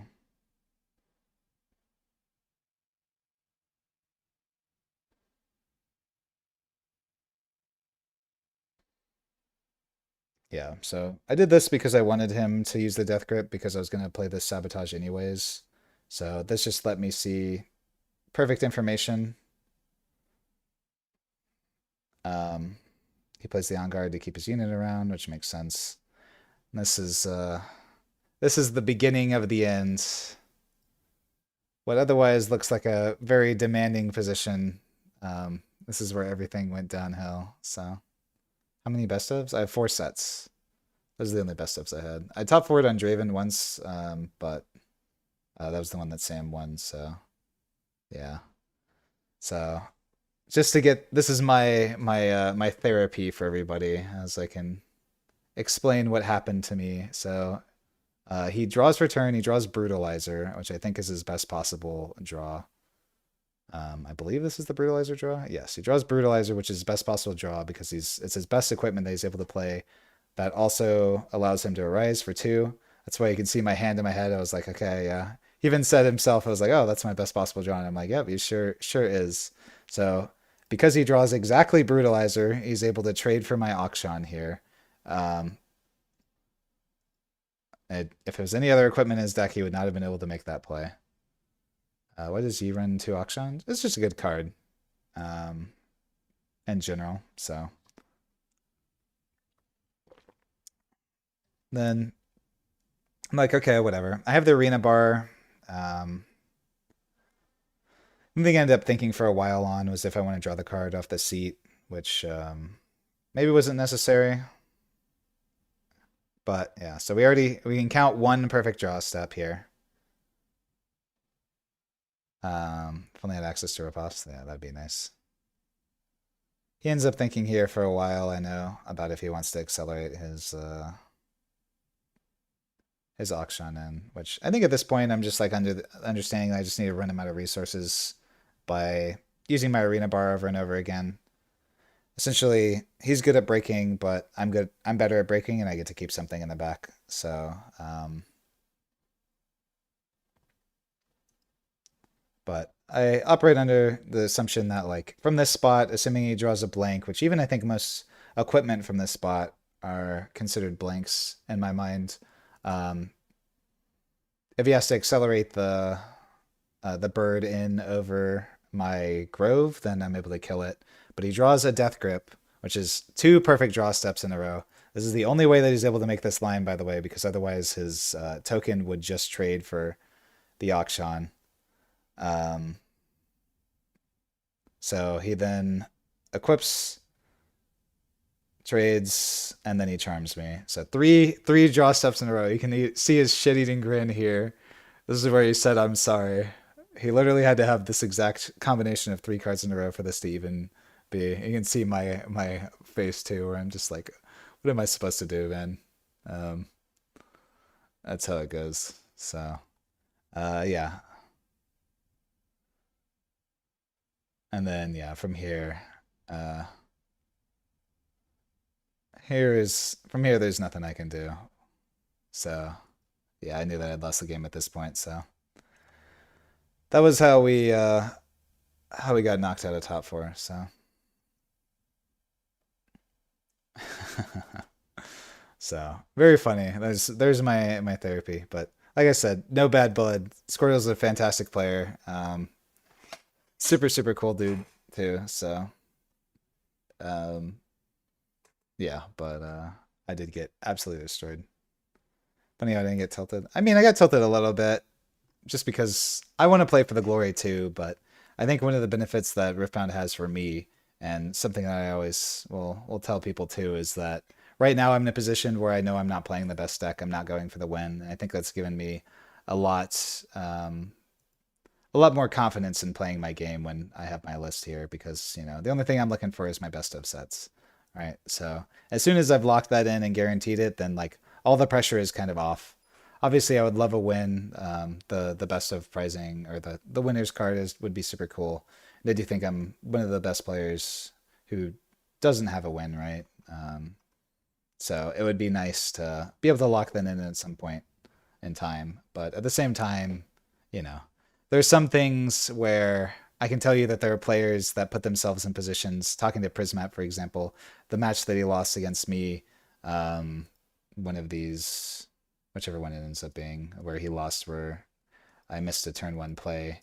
He said that's a match that will haunt him forever because he knows he ended up making a mistake that put him in that position. This is round 11. I think are we back up? I don't know if it was actually streamed or if it was just recorded. Because it was round 11, right? Am I crazy? No, round 12. Okay. I guess we were back up. Okay. I didn't end up streaming this game. So Prismat lost a game going first where I missed a turn one play. And he said that's one of the games that will haunt them forever. I can tell you that my top four match against Squirtle is one that will not haunt me forever because I know for a fact there's nothing I could have done differently. So um, I get to sleep well at night, and in the same spot. It's very hard for me to get tilted when I was like, I know that there's nothing I could have done differently to um, about that situation. He just had the literal three perfect cards to even be able to come back from that spot in a row. So when it's your day in card games, it's just your day, and there's nothing you can do about it. So had two sets of your local because of me. Oh, that's cool. That's always good to see. I had somebody come up to me on Sunday, one of our subs who's in chat right now, um, who just was like, I 5-0'd you on your list on the right rebound on Sunday, which is always really cool to see. I know that my deck is one that people haven't had as much success with just because I do think it's a little bit of a difficult deck, and it's one that I built for me personally in my personal play style. So I don't think it's one that's quite as universal for anyone to pick up like a Aurelia or a Master Yi deck. Um, right. But it's one that I built, but seeing people that are able to find success with it still is really cool. So ever any scenario where Set Brawler is being played? I mean, people were on Set Brawler for the longest time with Set. Um, there've been some that did well. I think there was Uncle Iroh over in Sydney, got like 15th on the Set Brawler variation. So it's just a completely different deck, though. Um, like what your strategy is between Set Brawler and Set Kingpin is just completely different. So are you gonna keep playing Set without best ofs? No. Maybe I'll play it in like side events or something like that, just to like bust it out for funsies if the deck is still good.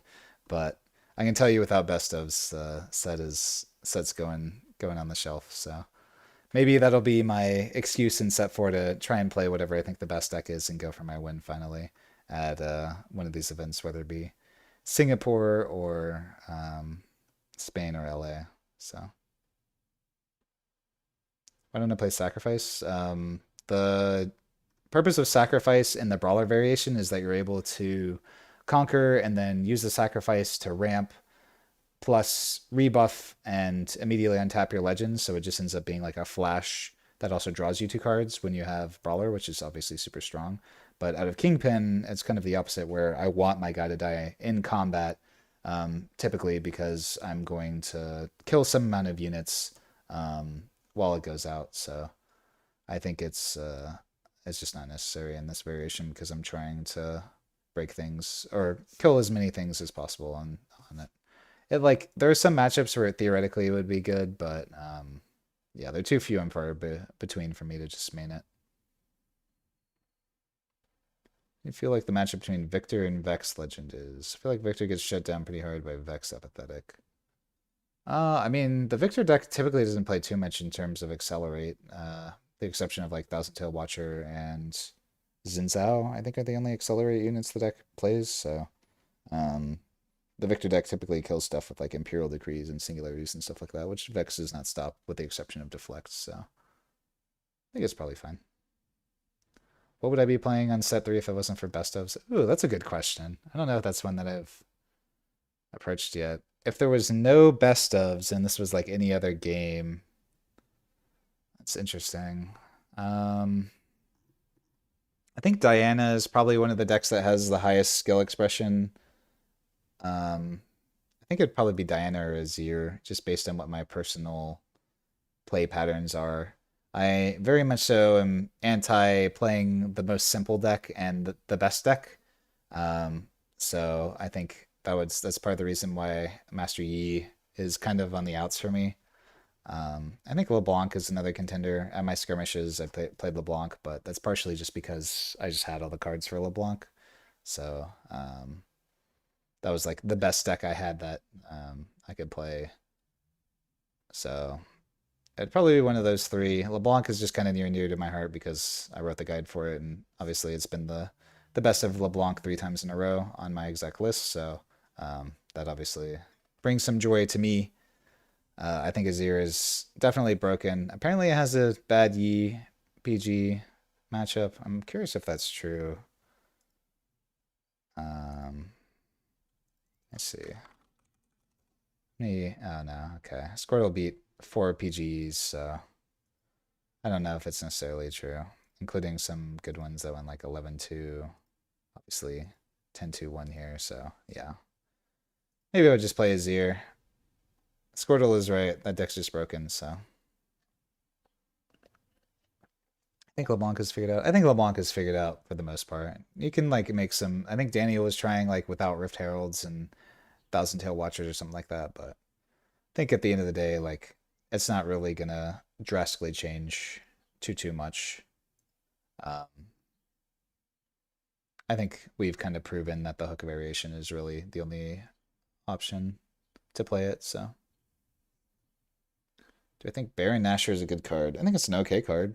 I think it's perfectly balanced, which is pretty rare for a card that is designed like that. So I think they did a good job with Baron, especially for a card that's like so iconic as Baron Nashor. Like you want that thing to be cool and still playable to some degree. So, but it's very situational. Like it's not a card that's gonna be good against everything. So you lose your set early. What are you looking to end the game with? That's part of the reason why I like the Rengars. Is the Rengars are just functionally the same thing as sets. So if the set ends up dying, you typically they're having to commit a lot of resources in order to killing the set, and then you're just using Rengars and Fioras and Buys. So it's rare that I want to commit my set to something like that if I don't have access to one of these cards, but typically into most decks, Rengar or Fiora is enough to close the game out. You're only ever really relying on like the one boss monster, and when that boss is the Kingpin, then it's great, but when it's the Fiora or the Rengar, then that's fine too. Why only one repulse? It's just because I've kind of talked about it a lot up until this point, but you can't just rely on playing into like the one specific deck, or like your bad matchups or whatever, right? So going through my matchup spread for what I ended up having to play, and this was at a 11-1 record, granted. The amount of decks that actually had Star-Crossed, I think the Aurelia deck had Star-Crossed in it. So 1, 2, three, four, five of my 13 rounds, or I guess 12 because I had the buy, right? So only about 40% of them actually even had Starcross in their deck, and some of them, like the Aurelia and the Diana example, didn't even end up boarding into more copies until post board because Starcross isn't as universal a card. So only those are the decks where Repulse is something they actually wanted. Whereas if I play against like Master Yi, which is the most popular deck, then it's just a dead card. Play against this Lee Sen, it's just a dead card. Play against Victor, it's just a dead card. Played against this Jinx, just a dead card. So I like to try and avoid being as reactive with my cards as possible. So that's why Repulse is only a one of, and I just am more reliant on Sabotage to just hit the card out of their hand in the first place. Even though Repulse is better than Sabotage against Starcross because you want them to at least commit the energy plus the power in order to pay it, and they cost the same exact thing. It's more so that Sabotage is universal, where you can still play Sabotage into all these other decks that don't have Starcrossed, and it can still be good. So why Draven is low presented now? Draven's a good deck. I put it in A tier for a reason. I think people just don't like Draven because it was the set 2 deck that everyone remembered. So Baron and sideboards. When is Baron good? Baron's good against like control decks. Like you run into Ezreal's and Diana's and these slower decks where you can actually get it online, and the fact that it can't be targeted is something that's super relevant. Then you'll want it against like the Ezreal's and Diana's of the world, but you won't want it against like the decks that aren't targeting stuff and are a little bit quicker. So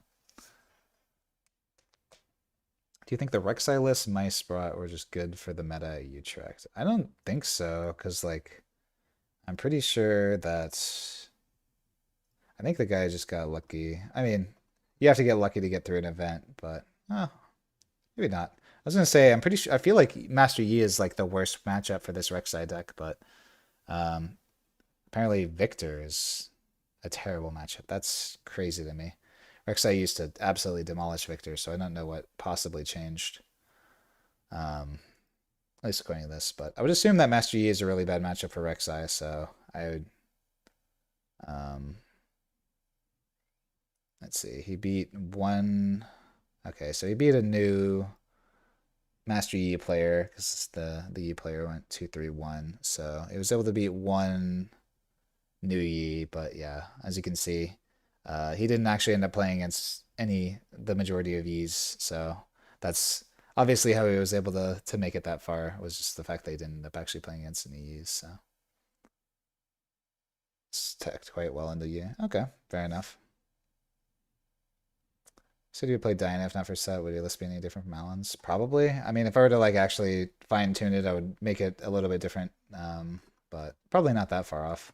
I don't think I would be on like the jewels or anything like that. I don't think that card's that strong. So how many Auroras have you played this set? Seems like you've dodged them quite a bit. I have dodged them quite a bit, which is well, I am glad that I've dodged them a lot because it's a very low agency matchup. It's just relying on me drawing my Sabos for the Auroras or them whiffing entirely, and then me having auctions and Ashes out of the board, right? So it is, in fact, you're right, Gangly. It is a low agency matchup and one that I want to avoid because I feel like I can outplay most players. Even in my bad matchups, I've been able to outplay people typically just because I know their deck better than they do. But yeah, against Aurora decks, like if they get the Aurora online and they write it, like yeah, my deck doesn't have an answer. I'm just playing a bunch of little chuds. My Rengars and Vise don't do anything in the face of an Elder Dragon and Flurry of Blades. So yeah, I am very fortunate that I've avoided Auroras up until this point because if they have it, they have it. Major stat against discard Ezreal. I got smoked last round. You checked, and this missed top 64. Typically against those decks, I just try to apply pressure as much as possible, and I avoid playing. If you're playing into the discard Ezreal, avoid playing low impact cards. So you want every card to be doing something. So you don't just like if you just have random 2-drops that you draw later in the game, you just like don't play them. You draw additional copies of Arena Bar, you just don't play them. Even your Call of the Glories, Punch First, Showstoppers, all these sorts of cards. If you don't need to play them, then don't. Just like continue writing out like 1 or 2 units. Just write out your set, write out your Fiora. As long as you're scoring points, then you're doing what you need to do. And then, use these cards to protect your cards that actually have relevancy. And then once you get to a point where you can go empty-handed by playing all your units out, then you can do that in order to get around the nonsense of all the infinite discards. So maybe doing 2 sabotage, 2 command regional change. Well, the sabotages are the only reason I was even in that game in the first place. Unless you're talking about sabo bugs, where every time you sabotage your opponent, they always draw the perfect thing off the top. That's just the first time I've sabotaged someone and they drew the perfect 3 cards off the top. So, playing set makes you dodge auroras. Yeah, I know. It like feels so bad because I have ashes in here in the sideboard. This is literally only for Aurora. It never comes in against any other deck. It's just eating up 2 sideboard slots and like 39 rounds or whatever that I played over the past 3 RQs. I played against 1 Aurora deck, and it was Lee Sin and Utrecht. And I drew the ash and it did nothing. So, it's maybe I could shave on these ashes, but I also know as soon as I shaved it on ashes and I shave on Aurora hate at all, you best believe that my Hartford run will be 13 Auroras in a row. So new Victor with the sprites are hard for Rek'Sai. Yeah, I could make that. Do you have to play 6 drops, 2 drops in Hucklebank? You don't have to. I think all of the 2 drops are pretty good though. They'll do what you're looking for, and you just want them to be able to fill the grave. They're good for Star Spring to be able to move to the other side. You could play more. If you were to play more, then you just play Honest Broker, but I don't think I would play less than 6 2-drops in Hook LeBlanc. You just need stuff to do in the early game, so.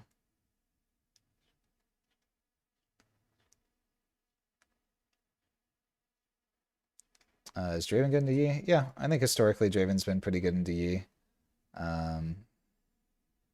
It had a winning record in Utrecht.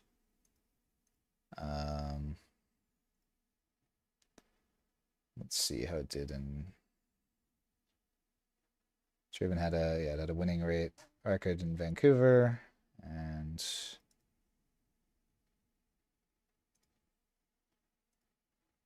let's see, it had a winning record in Sydney. So yes, Draven is very good in the, at least as far as decks can be goes. I think Forerunner is just a nightmare for the Yi deck. So yeah, it'll come in for Lux too. Yeah, so there you go. I board this in against Lux and Aurora decks, but it's fine. I think that's why like my deck is mostly silver bullets. I've got like the 4 universal cards that come in a lot of situations, and then I got my 4 silver bullets. So this is how I like my sideboard. My main deck is very consistent. It does what I want it to all the time. So yeah, that's how I want my. This is how my deck should look at RQs. You never tech for like one specific deck or something like that. And like, yeah, I get so many questions of people asking like, what do you do against random X deck? And I'm like, dude, there's 40 decks in the game. Like, you just got to play your game. Whatever deck you're playing, you're going to run into random nonsense, and maybe your deck's not teched for it. So just play your strategy, do your thing, and hope that that's good enough against whatever you play against. So card games are one of the variants. There's a lot of different things that you can lose to that are completely out of your control sometimes. And so as much as I would love to be able to say that this is like chess and you always have a chance, it's not always the case. Sometimes you'll play into some of these matchups that are, you'll play Teemo into Master Yi that has a 25% win rate, and it's like, yeah, you're probably not winning that one. So, yes, I used to be Aurora's biggest hater. I probably still am, just because it's such a nonsense style of playing, but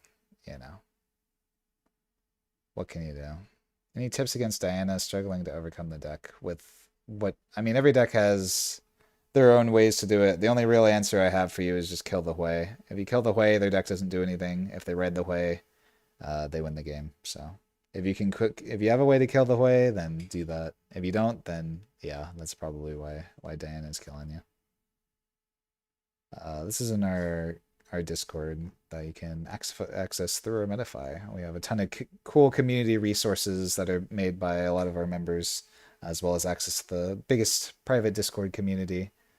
in all of Riftbound. So we're looking pretty at over 1,000 members. So it is definitely something I always recommend for people to check out if they are interested in uh, upping their gameplay when it comes to Riftbound.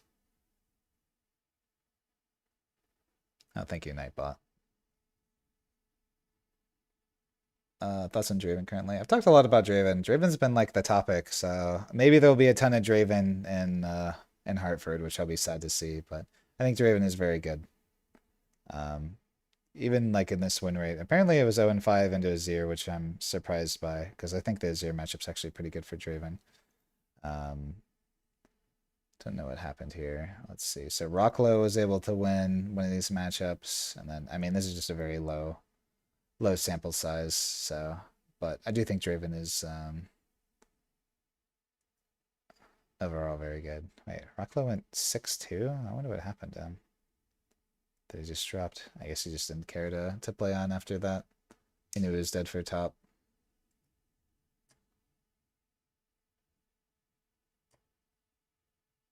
It's not XU, the League Pro. There were a ton of League Pros that played this game.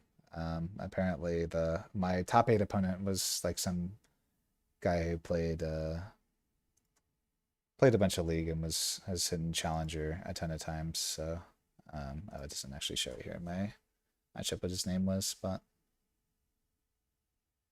it's the worst matchup that I feel like I have is set. A good Diana is tough. Draven is actually still probably a very tough matchup. Draven's probably like one of my toughest matchups if I had to guess, just because they have access to Starcross and Forerunner and all that sort of stuff. So it's not something that I ever want to see. Instead of that, I mean, none of it like feels completely insurmountable, but yeah, just some sort of Starcross deck.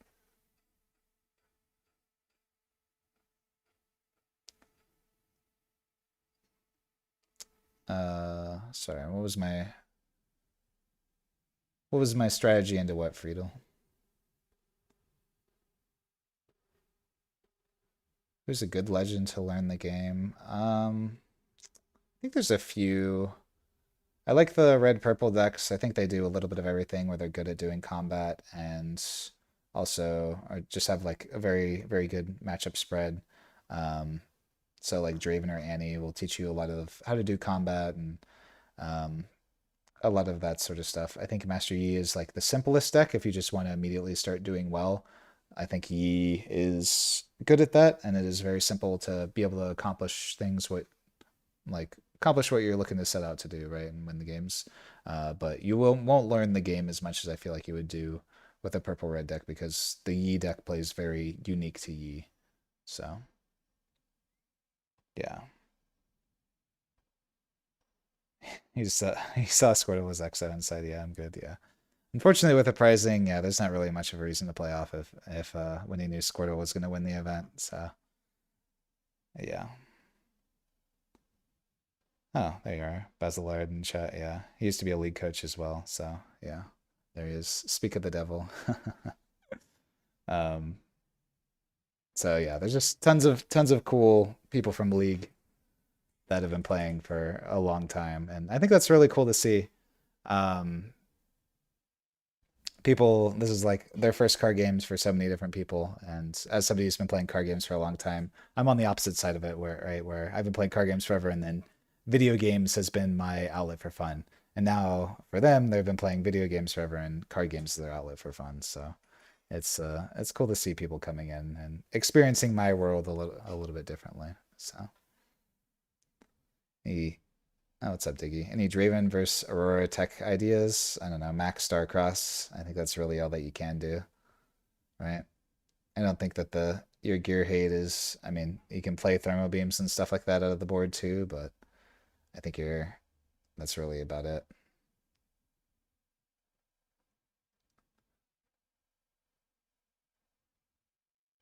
Um,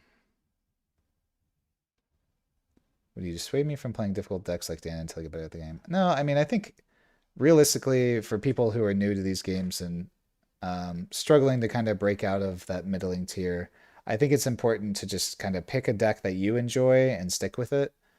If you're starting to get dissuaded by not having a successful record at these events, then yeah, I would recommend maybe going to something a little bit simpler, so that you can perform well enough. But if your intention is always you like the look of the Diana deck, Diana's going to be around for another couple years or whatever, right? And you know that you're eventually going to want to play Diana, then sticking with it is definitely not a bad idea. You can learn it that way, and sometimes it will be tough, and it'll be tough to break out of the middling records sometime until you figure out where you're going wrong. But yeah, my recommendation for Diana players that are struggling typically is that you're probably contesting a little bit too early and playing your spells too quickly. With the Diana deck, your entire intention is just to like play the Hui and ride the Hui. So you really should not be playing, like, if you have the option between playing a Hui or like doing combat and playing spells, then you should just be playing the Hui 99 times out of 100, and then trying to ride that for the rest of the game. So yeah, that's my advice for Diana players that are struggling right now. How do you navigate the Victor matchup set? You just want to hold them out early and force them to cast a bunch of spells, and then or use all the resources to crack you. You play it pretty similar to anything else. The only thing that you want to make sure that you're doing is that like you aren't creating a situation where they can break your board, break your hero power, and then like singularity you to wipe your battlefield. So you just need to play around singularity for that reason. But outside of that, yeah, the Victor matchup's pretty free. Don't miss your turn one play or they'll probably call you, but that's really it. Would be the things to do to prep for the tournament, like a regional for pros like you? Yeah, I mean, that was kind of what this stream was supposed to be about. It kind of turned into a Q&A. So one of the things that I kind of recommend is with your list, if you really want to go down to the regional level and, really put in the effort going into these events, right, is to make yourself like kind of a sideboarding guide to make sure that your list looks good, especially if you're playing something a little bit off meta. If you're playing like a top list, then you don't necessarily need to do this. But when I'm in these sorts of situations and I really want to prep for something hard, what I'll do is I'll make myself a sideboard guide where I'll be like, okay, if I'm going first, I know into this deck, the only thing that I want is one Vi Peacekeeper, and out of my sideboard, and I want to take out like the only thing I want to take out is Repulse because it doesn't do anything against E, right? And then going second, I always board in my two Lucians, and the Vi comes in as well. And then I take out the Repulse. I take out one Arena Bar, always going second just because I have the Valley, so I don't need the buffs as much. And I take out one Cithria. And then you can just kind of go through and do this across the board to help you understand where these cards are, and it helps you understand your deck a little bit more in my mind too, to understand what should be there, what shouldn't be there. If you have a sideboard card that's coming in every matchup, then maybe that card should just be in your main deck. If you have a card that's coming out in every matchup, then maybe that card shouldn't be in your deck in the first place. So I think this is a good way to do it. Outside of that, going into these RQs, remember that they're going to be very long and grueling days. You're going to be there for 13 hours playing games. So it's very taxing on people to actually get through these things. Make sure if you're somebody who needs snacks to get through the day, make sure that you have snacks. Make sure that you hydrate regardless. I personally fast through an entire tournament day, but that's not for everybody. So make sure that you hydrate. And then outside of that, just have fun. Meet people, talk to people. Don't get too stressed about it. Find your habits. Find your things to do in between all the downtime, because there will be a lot of downtime. So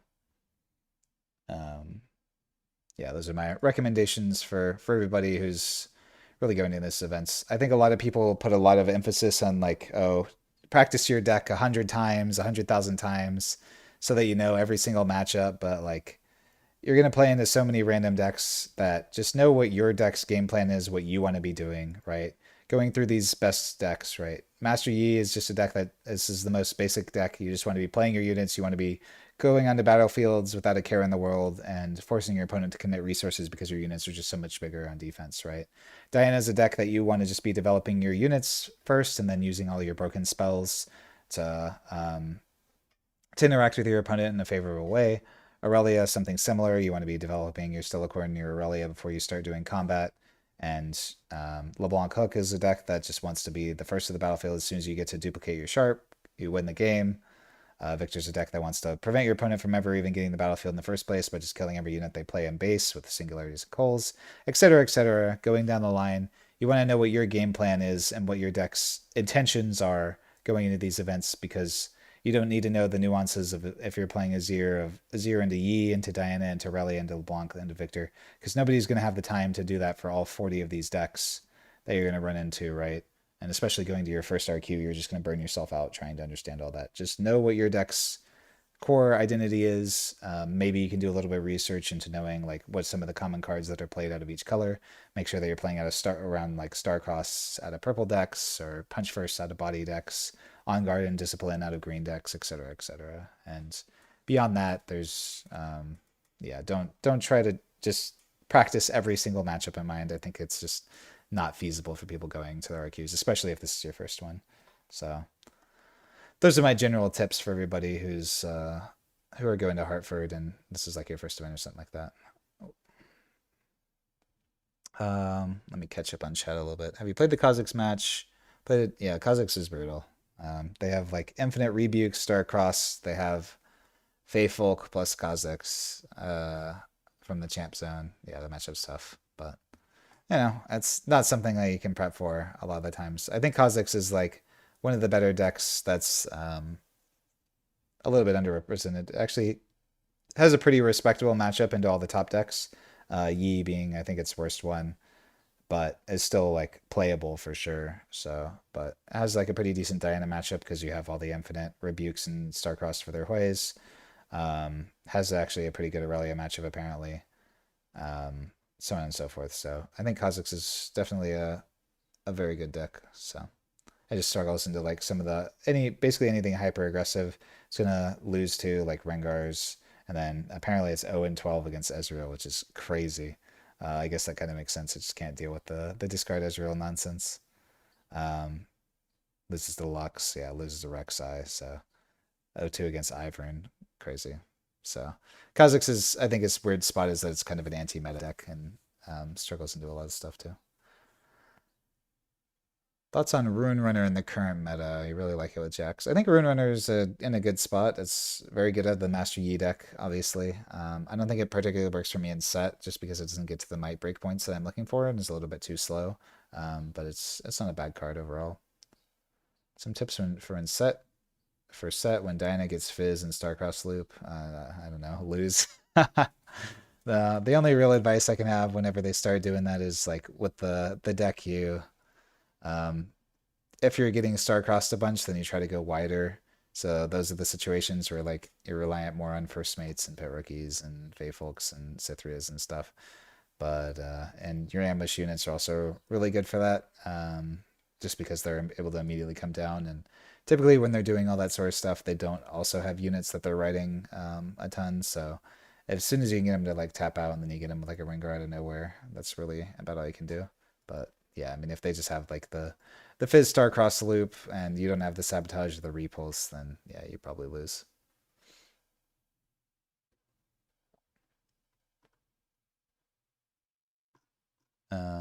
What do you think about Ezreal in the current meta? I have a friend who wants to play Ezreal, and I've talked to him about it, and it's like one of those decks where it's just like, well, you have some matchups that are unwinnable, like Master Yi is going to be unwinnable for you. But you have some matchups that are really good, like Diana is going to be winnable for you. So you can see that it overall has a very positive record, but if you look through it, he has a lot of yellows and a lot of greens, and that's just because the Ezreal deck is entirely matchup dependent. Either a deck has like if a deck has camels like the Master Yi deck does, then yeah, you probably just lose. But into the other stuff, you got potential. So or like going into Aurelia and they just ride a Silicorn Herder and you just don't get to play the game. Yeah, it's tough. So if you like playing Ezreal, then I say go for it. Just know that like you're beholden to whatever your matchups are across the table. So For Diana, should I try to protect her as much as possible, or should I be willing to let her die to save your spells? You want to protect at least like typically 2 units. I don't think it matters so much what those 2 units are a lot of times with Diana deck, because your deck is built around the idea of just all the spells being the way that you do combat rather than efficient units. But yeah, I don't think you have to sacrifice everything to protect a Diana. If you're like sending a Diana out and it's killing something, and then you're playing a Hui in base, and it's basically just like turning that Diana into the Hui, then you don't need to. I would never like take a turn off to protect a Diana, if that makes sense, over developing something like a Hui.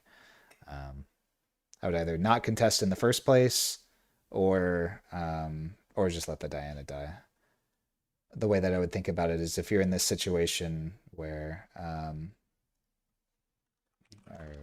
played at Rift Atlas. Let me see if I have this Diana deck still up, just so I can give some reference points.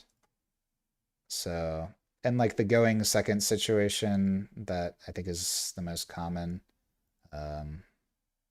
Perfect. So when you're in these situations where you go turn 1 Diana and then you go, you want to go turn 2 Hui. Say that I have like this ride the wind that I could use to potentially protect it.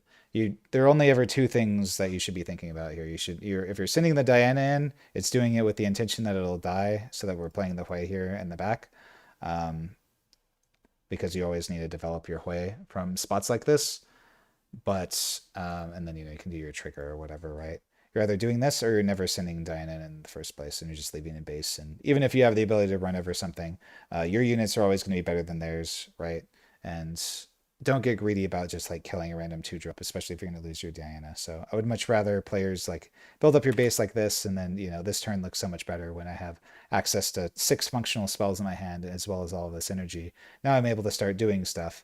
Whereas if you instead are constantly like, this is the issue I see with a lot of Diana players running into, is they'll just be like, oh, I'll just run the Diana in. I still get to draw a card, and then like maybe I'll play a Tide Turner or something like this rather than the Hui.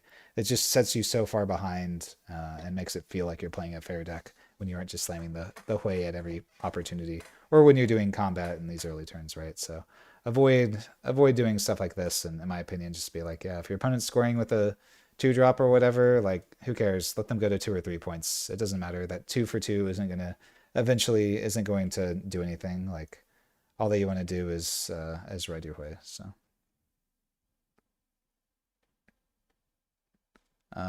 if you know you aren't going to sideboard any cards from game 2 or 3, do you pretend to sideboard cards in? It's called smoke screening when you do the shuffle your sideboard thing in. I don't think it's something that's entirely necessary. You can if you really want to. You technically don't lose anything for it. But if I ever see somebody smoke screening against me and just shuffling in their whole sideboard, I just assume it's all nonsense. And to be honest, most of the time, as a high level player, am not thinking about like, oh, my opponent now has 2 or 3 more sideboard cards against me. Like that doesn't really ever matter too much. I know what like the general sideboard cards are that people play, so I think you'll maybe get like very, very tiny percentage points, but I don't think you're ever going to lose a match because you decided to smoke screen or decided not to smoke screen. So yeah. From my experience with other TCGs, I feel like Riftbound events are quite short.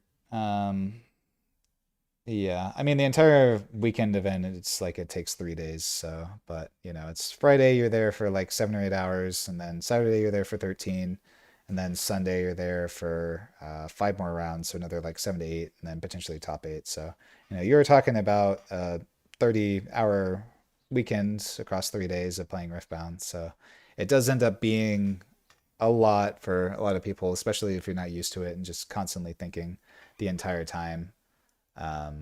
So, it's difficult to think through for 30 hours for a lot of people, but it's something that I've just adapted to a lot. And yeah, this is something I'll always say, if like it's your first event, don't expect to do super well. It's very rare that people are able to do so. You have to be already accustomed to these like long grinding sessions, where, all the people that I've talked to that have done well are like my top 8 opponent in Utrecht, who was like a challenger level player, and he was used to 15 hours plus days of grinding League of Legends. So it's like, oh, that makes sense here. Your brain is already accustomed to this. This is just you doing it in person as opposed to online. So The super matchup dominant though, because Sway just dies to red yellow removal. Yes, I mean there are situations where like obviously if going into that previous instance, you're never gonna just go like Diana into Hui if your opponent's like a singularity deck. So everything is contextual in the game of Riftbound, but I would say just as general advice into playing this Diana deck, like yeah, you want to develop your units before you start doing all these spells. Otherwise, you're just not going to find a time to be able to develop these units in the first place. So tell myself about Diana by watching matches, and I learned Diana's if you conquer and retreat, possible to do it again. Holding makes you a lot weaker. Yeah, you don't necessarily want to be holding that often with Diana if you can avoid it. But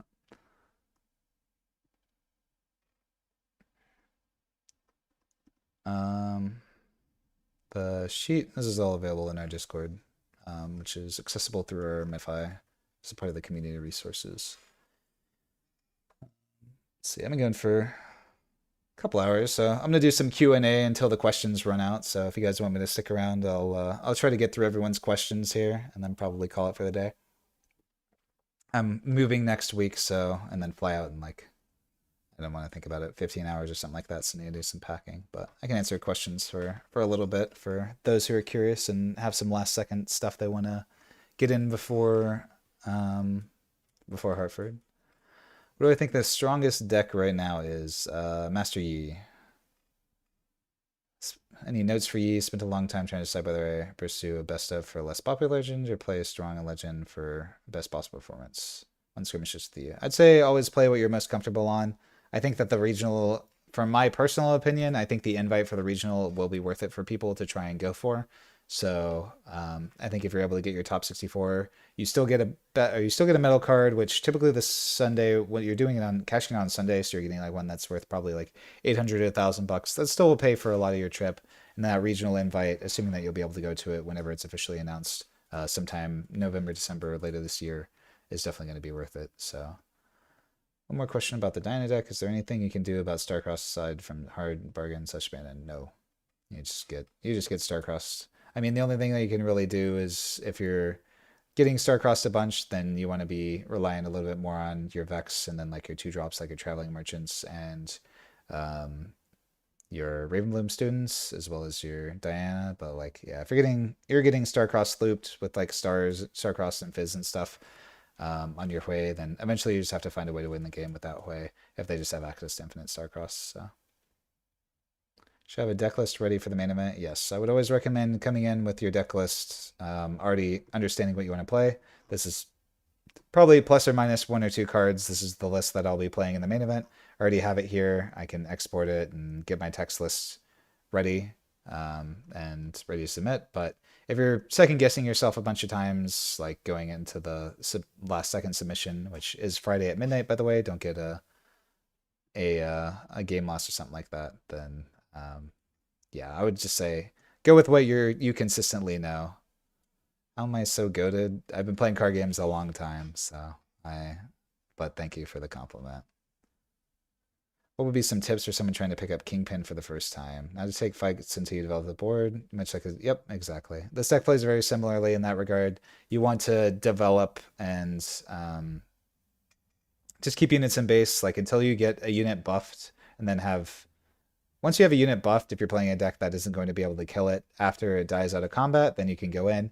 If you are playing against a deck that can kill it afterwards, then like you need energy up plus a buff on like your set or Fiora, and you will fall behind in points early with this set deck, but that's perfectly fine. Your deck is built to hold and be able to conquer both battlefields, so it doesn't really matter if you fall behind in points. Outside of that, abuse Feyfolk. This card's broken. Tips for the Diana mirror. I can't really give too many comments on that one. I am not a Diana expert, unfortunately.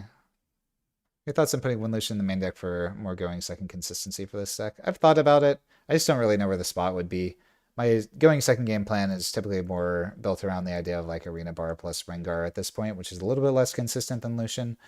But yeah, I don't know. Lucian's felt not as necessary. A lot of it's because I very much so want Lucian for the Valley of Idols game because he's a three miter, and I want a three miter either Lucian or first mate to be able to get into the Valley of Idols and then immediately slam the set or Fiora. So increasing my odds to be able to do that is important. Whereas in other situations, playing against a lot of opponents, they'll go to my Valley of Idols because they know that's what I want to do. And if I'm playing like a Cythria or a Pit rookie, then they're only one mite. They're not going to be able to get into the battlefield as easily. So, um, yeah. That's the specific reason as to why I try to do it for the games 2 and 3. So we'll be playing this deck in future turns when there won't be metal cards. No, I will be retiring set after set 3. So we'll move on to brighter pastures, and I'll be more than just the set guy after set 3. So his idea was it to make score pads. Min maybe. I think Min originally got them printed for us and stuff like that. Okay, ever see them rotating out proving grounds early? I don't think there's necessarily a reason to. I think rotating Yi and Annie out would potentially be good for us. Um, but I would be very surprised, especially seeing as it's literally just those legends plus Flash. I think if we ever get to a point where Master Yi Legend is causing like trouble, then they might end up doing that. But I think one thing they can run into trouble with is if they've already announced when it's rotating, so having to make an exception for that would be very, very bad for them. So the best cards to play with 5 cost effects now that called shots bans, probably like smoke screens and just doing combat smoke screens, moonfalls. It's still good out of Diana. I think Diana's kind of gone back on it a little bit compared in its most recent list just because it's only really you need it to be good on both halves for I think Vex to be an efficient enough unit. It's not just about discounting your own spells, but also taxing your opponents. So it's good into the Aurelia meta, but not as good into like Master Yi and stuff who just play their spells before you even get into combat. Um, as far as I know, you're the only other person in the top 64 with set, but your results with set have been better than results with other legends, so might just build different. There's been a few top 64s. I'm the only one to ever top 8 with set, that's for sure, and I've done it twice, but I think it's just a deck that suits my playstyle, and like I said, I think Riftbound is a game that is in a really good spot, that if you play your deck perfectly, then you can see these Dariuses, these sets, these Victors, these Rek'Sais make top 8s, like just understand the deck that you're playing well, and I think it really will reward you in the end, rather than like other games where you're just like, oh, I'm just gonna play the meta deck and make life easy for me. So I usually side out in game 2 to put the Lucian. I always side out one Arena Bar and one Cythria. Then usually it's like a Call to Glory or something like that, and then I'm like boarding in the 2 Lucians and then the Vi. And then like if I need the Repulse, then I'll find something else to cut, maybe the second Cythria or something like that. Going second. Yeah. Would you say best advice is for getting top 64? Feeling a top player in my region, been winning consistently, but know how to get good that is internationally. Yeah, I mean, just give it your best shot. Go through the event, play your deck that you're confident in, and hopefully that'll be good enough. So, um, yeah, I think that's really all you can do. There's a lot of variance that comes to these events, so don't be too disheartened. I mean, even I ended up missing top 64 in Vancouver. I still got my best of set, fortunately, but yeah, I ended up, I think, 9-3-1, right, was my record. So not good enough to actually top 64 for Vancouver. So sometimes you just play against bad matchups, and there's nothing that you can do about it. So. Do you ever make changes based on what happens in the pre-regional? Usually not much. I'll say that sometimes there's like a card or two here, but one thing to always keep in mind when it comes to decks is that you have like core deck identities. This is one of the topics I did in our challenger class, but it's one that like the cards in your deck aren't super flexible. You're always going to have maybe 30 cards, 30 to 35 cards in your deck that are just the core part of how your deck fundamentally works, and you never want to change that core identity. Like you never want to take out the Hueys from your Diana deck. Your Hueys, your Raven Blooms, your Stupefies, your Stack Decks, your Tide Turners, your Moonfalls, your Gusts, your Rides.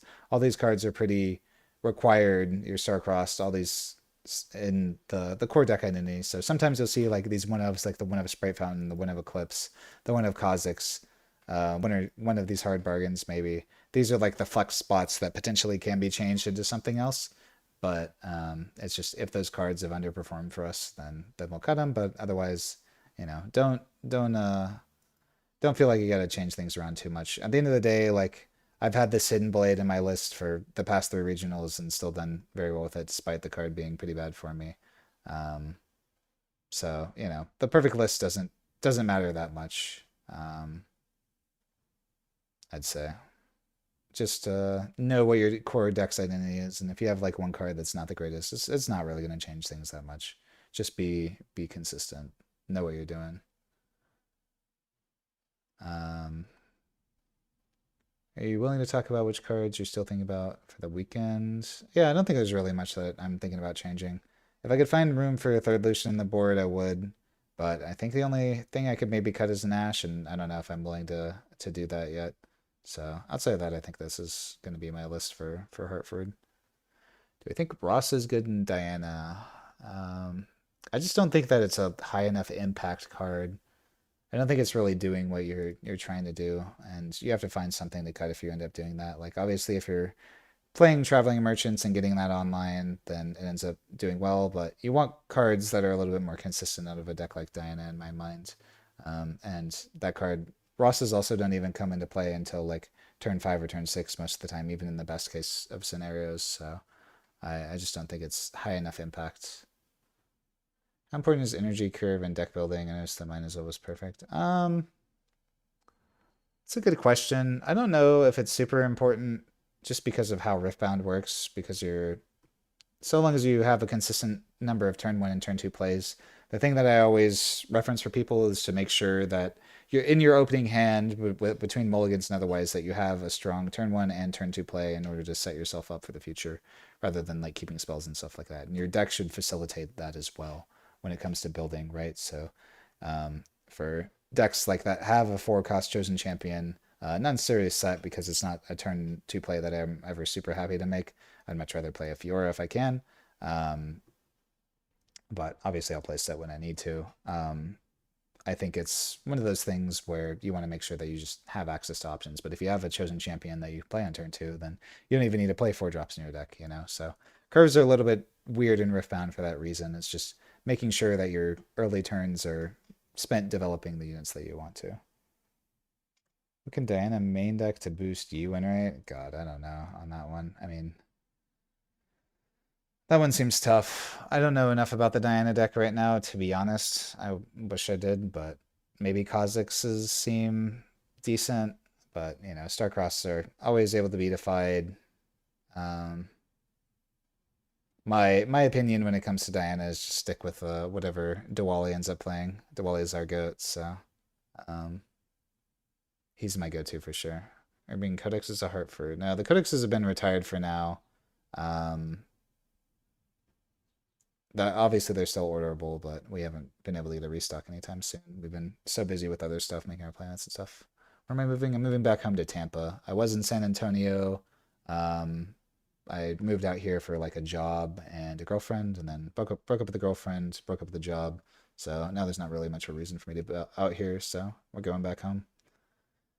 The deck has like 0-2 drops. Do you think it's worth going second or still going first? You still always go first, even if you aren't planning on playing turn 1 plays. The only exception maybe would be if you had like a chosen champion like Diana, that's always going to be your turn 1 play, but even then it's questionable just because you get the additional card and you still get the additional rune going first, as you just end up going to 4 runes instead of 5. So if your deck is built in some sort of weird way where you're only using odd cost cards, then you in theory could make going second work, but going first is going to be better 99 times out of 100, and hopefully that's something that Riftbound will work on in the future um, to make things a little bit better. What do I think of Kha'Zix? Kha'Zix is definitely an underrepresented deck. I think it's one of the few decks that is very good into all of the top decks, being like has like a decent. I think he has is its worst matchup of the top decks, but has a decent Diana matchup, good Aurelia, good LeBlanc matchups, so on and so forth. It just has bad matchups into like some of the hyper aggro decks and some of the decks that are playing Fair Riftbound.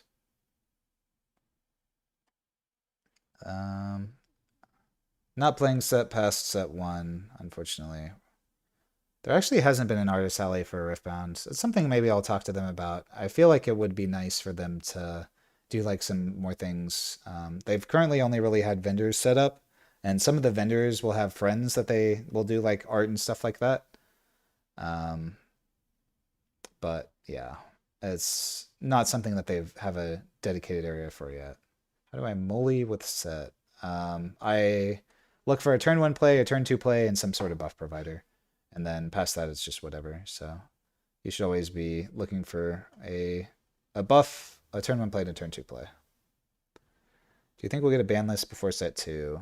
No, I don't think we will. Until they get to a point where like things are looking bad for the metagame, they will not ban things, in my opinion. I think things definitely are a little bit worse than they look on a surface level, but so long as there's not like the only reason that we got all the Draven bans and stuff was because of like the backlash on Twitter, but Riot hasn't been getting blown up about Master Yi's win rate right now, even though they potentially should, or like Starcross and all that sort of stuff. So until we get to that point, yeah, we won't see ban lists. So I would love a Starcross ban though. As a Storm player, what deck's close to that playstyle from MTG? The Lux deck. Play the Lux Infinite deck. This deck is literally just Storm. So I think Trevor's list is probably a little bit more updated, or you can use the best of lists from Vancouver, but this deck is literally just Storm. So have fun. What are your thoughts going into Diana or Israel? Sometimes people overwhelmed with the hand size they have. Yeah, you just have to score points where you can and kill their units. Their hand size is one that doesn't typically matter as much. If you can kill their units, then all their cards in hand do nothing. So I'm always playing around what units they have play rather than cards in hand, because how my units interact with their units is what matters rather than all the cards in hand. Because I know they'll always have a million stupefies and windfalls and whatever in hand. It's more around just like trying to burn them out of one specific card, I guess. Once they use one Starcross, I'm like, okay, well, I'm hopefully going to run them out of Starcross. They can have 12 cards in hand, but it's pretty unlikely that they'll have 2 or 3 Starcross, right? So with the Barons cited in for control decks or anything that has a bunch of removal. Do you think Ka's a good answer for Yi? Seeing a lot of early run in China, it seems expensive. Yeah, I don't think it's enough. Just because like they're gonna be able to kill it most of the time anyways, so you have to like sack a unit for the Ka to actually crack something. So I think it's a good card against them, but I don't think it's like an answer. I don't know if there's any one card that answers. If there's like one card that answered the Yi deck, then it wouldn't have a 60% win rate, right? So you're either gonna be good in the Yi deck or not. So should you still play MF? Let me go back over to Twitch chat. I'm trying to catch up with everything. Should I still play MF? It's max already, so it's tough. I mean, I think MF's still a good deck. I think Sivir is very slightly better than MF, but not by like a significant portion. I think that MF gets the ability to maybe play Barons as well. So you can manage to do something with like some Baron stuff. It's kind of cool. I think Kha'Zix is not even selfed yet. Yeah, I think the Kha'Zix deck has a lot of cool tools, and I think it has a decent matchup into all the top decks, like I said. So I think Kha'Zix is like the best anti-meta deck. The only issue in Riftbound is anti-meta decks aren't something that is particularly strong, because you're going to play against so many different decks of people playing for best ofs and stuff. So change to metal cards for old sets only affecting the prize wall. It is affecting both prize wall and best ofs. So keep that in mind. I think next set we'll see seal usage. I don't know if seals are really that good in this game, and I'm glad that we're in a position where seals aren't that good. I think you have to be in a weird spot where your deck is like exclusively one power cost. So like for this set deck, I do basically only have orange power costs, but most of them are cards that I'm going to be playing later in the game, right? So in order for seals to be good in your deck, you have to want to play a unit. You have to want to play power cost early, which is based on the game of Riftbound, right? We don't want to pay power cost early, because a power cost early costs us significantly more than a power cost late. Because if I spend a power on turn 1 and the game goes for 7 turns, that one power actually costed me 7 energy over the course of the next 7 turns or whatever, right? So the only time that seals are actually good is when you're basically mono one color in terms of power, and you're playing units that have a power cost early. So that's why we see purple seal out of Ezreal, for example, because the Chosen Champion always costs you a purple power anyways, so you might as well get the seal in order to help facilitate some of your purple costs later. But we don't see seals at anything else for the most part because we aren't looking to cast our power costs or player power costs early. And if you're using a seal on like turn 4 or turn 5, then obviously that's not going to be worth it. But we see order seals out of Darius, for example, because it has Vanguard, whatever the Vanguard captain is. Is that what the card is? Um, yeah, Vanguard captain, right? So, and then it also is an activator for a legend ability. And then also works with like baited hook. So that's where we see seal out of those decks. But seals aren't a inherently powerful enough card that you're just like in a deck like this where it's like, oh well, I do have a bunch of orange power cost cards that would work for, but these are all cards that I want to be playing much later in the game. So a seal is only saving me 1 or 2 energy, and I'm having to spend a full card for that effect. So let's see.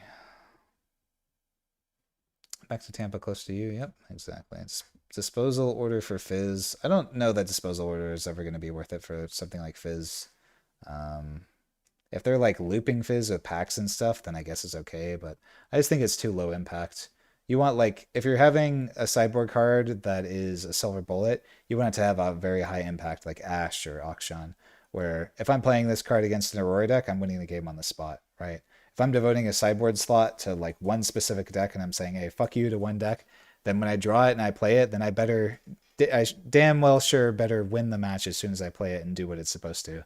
Because otherwise, like, you only have 8 sideboard slots. Committing resources to this is tough. So if we're like winning at a game every time that we disposal orders of his, then I would say that it's worth the sideboard slot and the time to do so. But typically, I'd say that's not the case, right? So, um, yeah. So,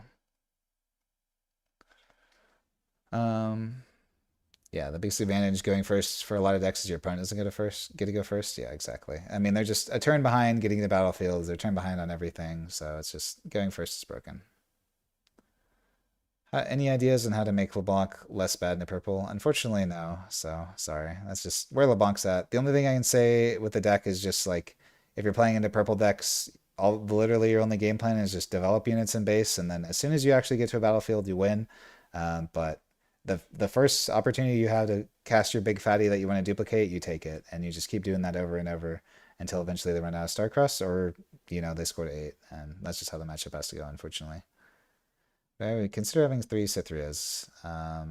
Not really. I just couldn't really find a spot for it. It's not terrible because you could always board, but if I were to play a third Cythria in the main, it would only be because of the monastery game where Cythria is particularly powerful, and then I would need to change up my sideboard to have an additional card to always board Cythria out because it's so terrible in the Valley of Idols. So I would like need a third Lucian out of the board so that I can just swap like the 3 Cythrias for 3 Lucians always, and then potentially even a little bit more because I like taking out an arena bar on the Valley of Idol games too. So,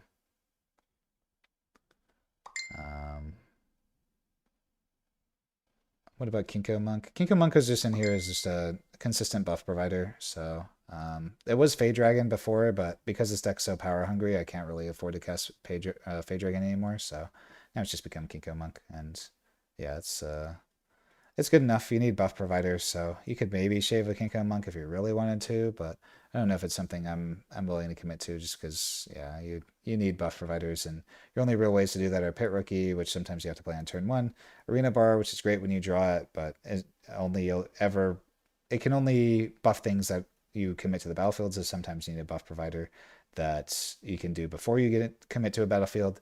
And then obviously Showstopper, which is the best card, one of the best cards in our deck, but we don't always have access to it. So, what do you feel are the worst matches set? Yeah, probably just like the Star-Crossed decks that can be, I don't know, like Diana's really annoying. Azir's annoying, Aurora's annoying. I don't think there are any like terrible matchups for the deck though. There's nothing I just sit across this table from and I'm like, well, I just already lost. So, I'm playing Fiora, and though she never seemed to do super well compared to where y'all have taken set, do you think Fiora might have some fire? I think Fiora just plays a very fair game, is really it. And Riftbound is an inherently unfair game. So when I think of like all the cards that I have access to in this deck and having to shove them in a Fiora deck that doesn't have access to one of the most unfair things in the game being set legend, I'm like, well, the only thing that we have is our Sig spell, and I don't know if a 2-cost wind wall is really worth all that. So I think Fiora is a fine deck, but she's just very, very fair. And I don't think fair is what you want to be doing in Riftbound. Isn't Infinite with Time Warp better? No. I mean, I think Trevor was talking to me about some variation that uses Time Warp. I don't really know what the best variation of Lux is, to be honest. This one's still the old list that's running, like the Renata, Fiora, um, plus where's the Rally the Troops is our eventual win condition. I think they've been like swapping to Sprite Bursts as the win condition just because it takes less cards, and Sprite Burst plus Ash is a little bit better. So yeah, I think you can figure out however you want to win with using Lux. You can time warp if you want, win however you want. It doesn't particularly matter. Yeah. Thank you, McYugi. Yeah, I think it's been good changes for me all around. So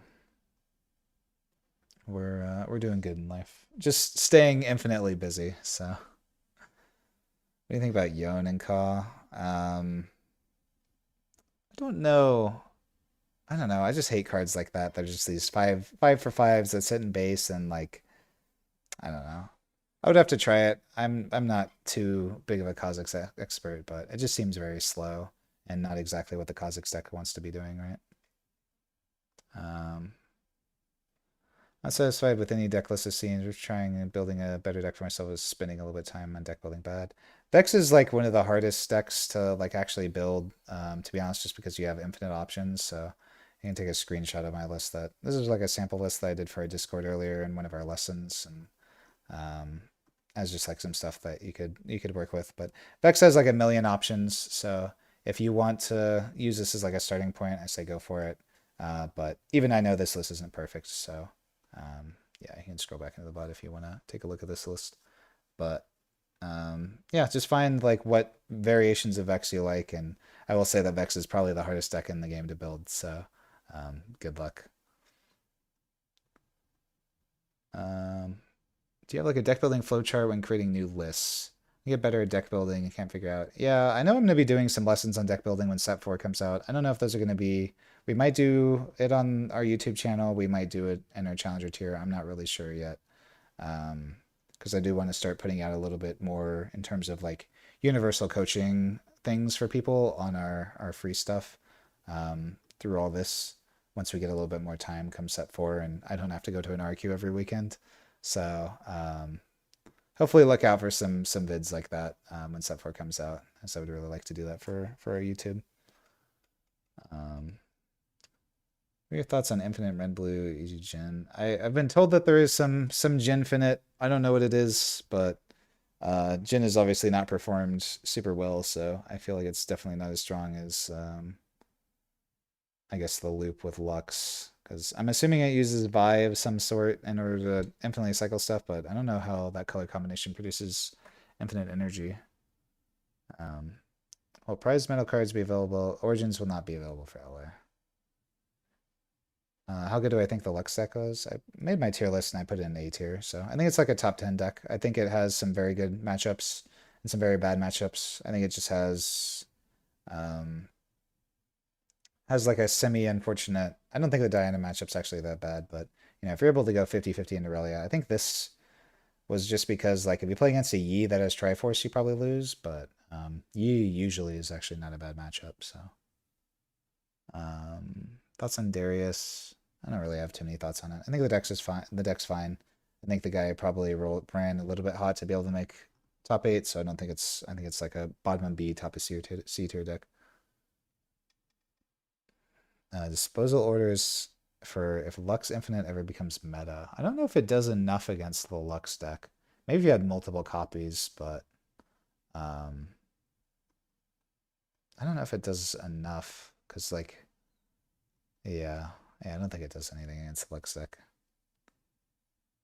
Oh, thank you for the kind compliments. I'm working on a set update. I just truly have not had the time with everything going on. Like I was mentioning earlier, I'm in the middle of moving back home to Tampa. So if I showed you all my apartment right now, you would think like a tornado hit it because I just have everything kind of getting packed into boxes and stuff like that. So I've been doing that on top of all the international travel and guide writing and stuff lately. So it's just been impossible to have time for everything. So um, yeah, so I am going to work on more updates so that people will be able to continue playing Set because I think Set is one of these legends that has such unique ability. I think this deck will be good for a very long time, or at least in like this B tier range, for a very long time. So I want people to be able to use that so they can play it at their locals and their skirmishes and stuff like that because I'm sure I will be doing the same. So um, so you must always keep the same deck between the pre-regional and main event. Yes. The only time I ever swapped was actually the first time that I lost a game or match in a pre-regional. I've only ever lost a single match in a pre-regional, and that was on LeBlanc Hook in Sydney, where I just wanted to give it a shot. And I lost to a Kha'Zix, which is just like a terrible matchup for the deck. And I was like, you know what? I'm just gonna go for Set at this point, and I've been sticking with it ever since, obviously. So. What matchup situations are the Baron Nashor cited in for the Diana deck? You just board it in against any control decks that, like, you probably board it in against Diana, probably board it in against, like, Kaisa, stuff like that. Stuff that's targeting your stuff. I think UVS allows us to, whether they allow us to pull data or not, I'm not really sure, but this is all just, there's plenty of websites that do this. You can also go to, this is just our spreadsheet that we have for our discard, but there's also the Yumi's Palace website. Yumi'spalace.de gives pretty much all the same information. And I know there are a couple of public tools as well that you can go in and it'll tell you whatever you need to know if you want to see all the Master Yi's deck lists and what their specific matches are. You can just go through here and find all this. So, you know, there's a ton of different, all this information is available publicly for sure. So. Houses had Disposal in his list, but yeah, I don't think Disposal was very good. They were obsessed with Disposal for some reason. So unless, yeah, as somebody said here, if people start getting on like heedless combos and stuff like that, then sure, I guess you can start putting Disposal orders in your deck. So I'm watching a Fjord video and the guy says you can't play Kinko Monk if you don't have two targets. Is that true? No, that is not true. Riftbound is a game that's do as much as possible, and especially when it comes to ETB triggers, you can even play like Fizz if you don't have a target. It's just not how the game works. Yeah. Why is Vex performing so bad in tournaments? I just think people haven't really cooked with Vex enough. There isn't a good Vex list, and it also really struggles going second. So until somebody finds a good way for Vex to start doing stuff going second, I think the deck will struggle. Obviously, the Draven's bans made Draven worse, but did the Unleashed meta itself also hurt Draven? No, I think Draven's still like a top 10 deck. So, I mean, it's not the best deck anymore, but it really hasn't been since bans. So, my first name is Colin. Colin Kaiser is my full name. Argon's just my gamer tag that I generated in Final Fantasy 11 20 years ago or something like that. They just had a random name generator. I pressed that and it gave me Argon. So that's what I use as my online alias since then. So. Let's see. Finally catching up on most of these questions. Thoughts on the Sydney list? Sydney list for what? Like for my set list? I changed it just because I mean it was fine back then, but I think Rengar's been performing particularly well. Lucian was good, but it was primarily in the main deck for Houston because of Draven and such. But I think Rengar is just kind of more broken into the meta as a whole. So, and I think from my opinion, I think it's a little bit too heavy to be both on like Lucian and Rengar's, both good going second cards. So, and I just couldn't find space to keep the Lucians in here. It'd probably have to involve like shaving a Cytheria and then like maybe a challenge and then like maybe a Kinko Monk or something like that. And I didn't really want to do all that because now we're worse going first and losing out on Cytherias on the Monastery games is not great. So.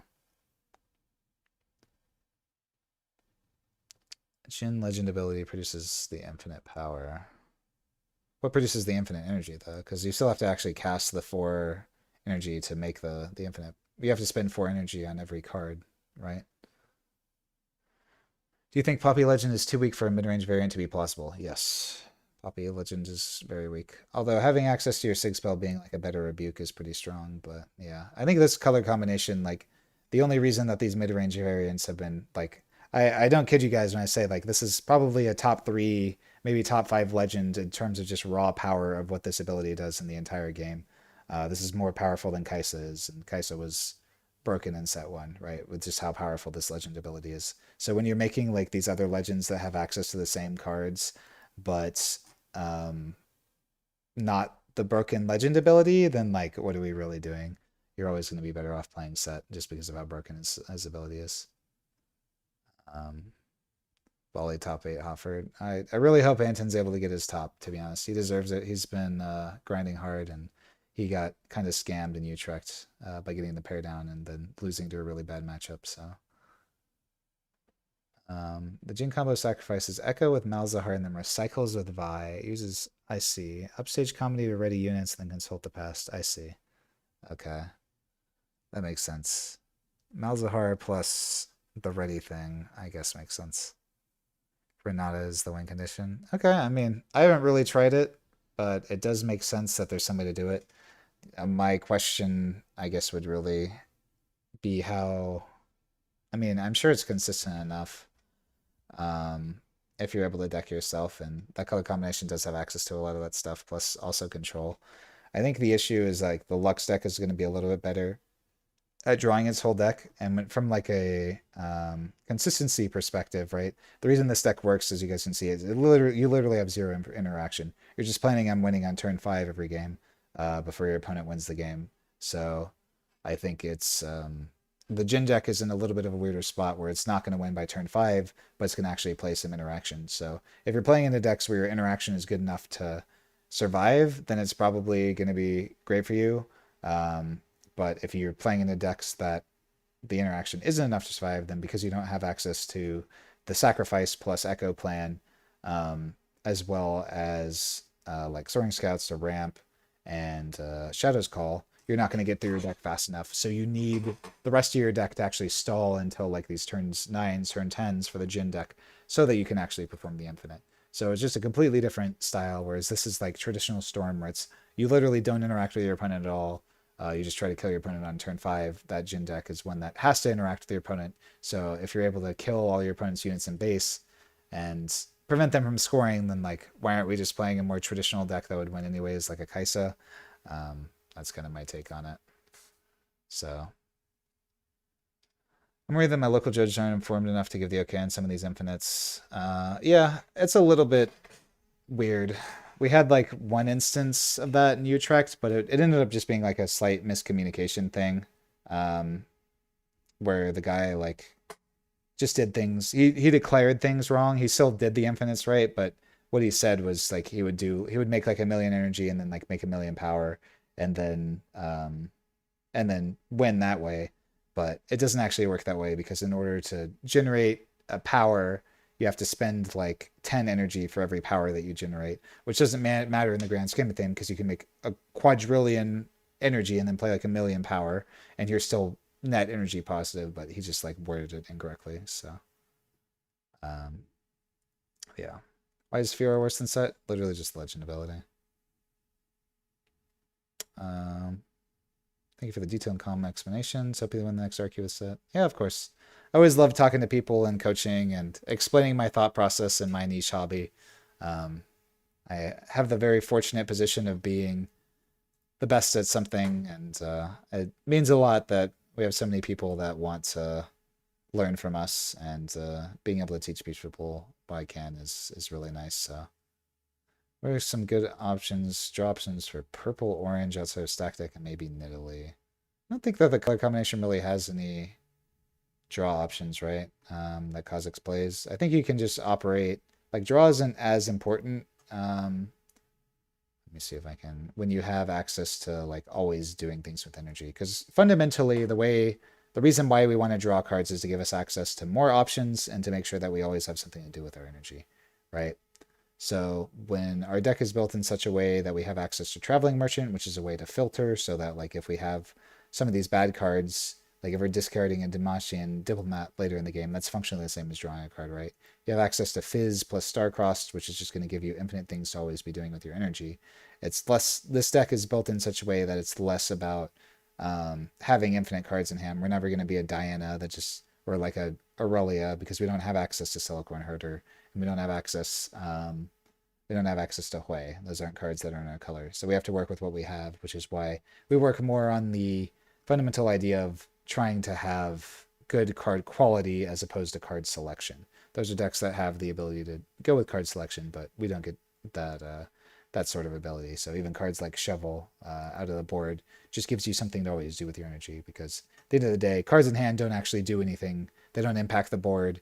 If I don't have the energy to play cards, I could have 100 cards in hand. It wouldn't matter. I can't play any of them. So don't be too worried about like playing on low hand sides, because there just are some decks that are going to do that. Just worry about being efficient with your energy and doing stuff. Once you get to Tampa, you thought about coming to Orlando. I hate driving, but maybe. I mean, I'll be in Orlando for the One Piece regional, whatever the PPG one is, and occasionally I might come over if there's like bigger case events or something like that. Sure. Someone new to playing competitively in TCGs had a goal of eventually playing an RQ. What deck do you think they should recommend they start on? Do you think they should just one trick it? It depends on like your time frame, because the RQs are kind of in a weird spot where the set we only have the next three of them. There's LA, Singapore, and then Spain, right? So if you're planning on going to one of those, then yeah, you could pick up a deck that's whatever you like the look of and just one trick it and master that. But I think that your skills from this game will translate from one deck to the next pretty well, so long as you just understand the game of Riftbound. I don't think there's anything you can go wrong with. Just pick up something that you like and learn it through and through. So yeah, just pick up, I would say go with like one of the top decks if you can. Go with like a Yi, a Diana, a Azir is a good one. Even like Kha'Zix I think is pretty anti-meta, so you can make that one work. Go with one of those decks. LeBlanc even maybe, although LeBlanc has some really bad matchups if you have a bunch of Dianas. I wouldn't recommend that one. But yeah, and just learn that. At least with the way that I think about games, I think all of these things translate pretty well. So I lost to the Jin deck that plays the Malzahar stuff along with Gutter Palace and Time Warp Strands to win the game. I guess so, yeah. Yeah, end of those decks, you just, if you know that's what your opponent's doing, you just have to kill them quickly. The reason those decks are inconsistent is because they just tend to die before they get to that point. But if you try to play too slowly, then yeah. I mean, it's the same thing as the Lux deck. This deck has, literally, if it gets to turn 6, it probably has like 100% win condition, or win percentage. So you just can't let it get to turn 6. That's the only way to play around these decks right now, so. When you spells put off Fizz and encounter with Abandon, does the spell get recycled or does it go back to opponent's hand? It gets recycled. What's up, Taylor? Oh, we tested Pactra of Ezreal at all? Yeah, we don't really like it. It just has too many bad matchups. So it's just a deck that's like, Daniel was obsessed with it for a little while because it looked really good into a lot of the field, but then you just play against like a Yi deck with some camels. You play into like, I think this is the top list. You just run into a Rune Runner and it's like, oh, I can't win the game anymore. So, am I a teacher by trade before going pro at this? Seem like I'd be good at it. I've only worked in card shops my whole life. So my first job was a card shop called Armada Games back in Tampa. I worked there for like 3 or 4 years. And then after that, I opened my own shop with some of my friends. Called Sunshine Games, which still exists. And then after that, technically the job I moved over for here in San Antonio was for financial advising, but I hated it. So I am still a licensed financial advisor. So I can give you financial advice until the end of the year. Maybe I'll renew my licenses. We'll see. Just for shits and giggles. But yeah, that's the extent of my jobs that I've had. So yeah.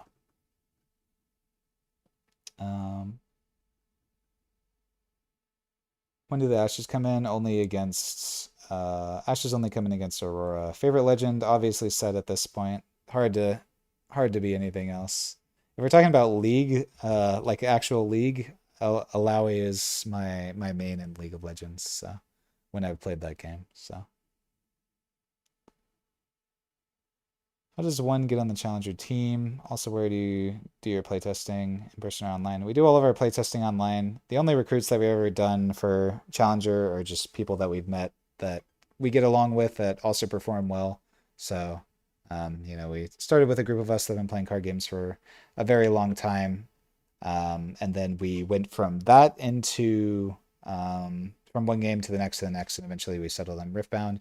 From here, we picked up Trevor and Rossum, who were both just friends that we met through the event. We got dinner one time, and after, they were friends of Trevor was a friend of George's, who George G, who introduced us, and then Rossum we just kind of met. We knew him from Magic, so they were previously good players. And then Min and Coco ended up winning the Charlies that I got top 4 at, or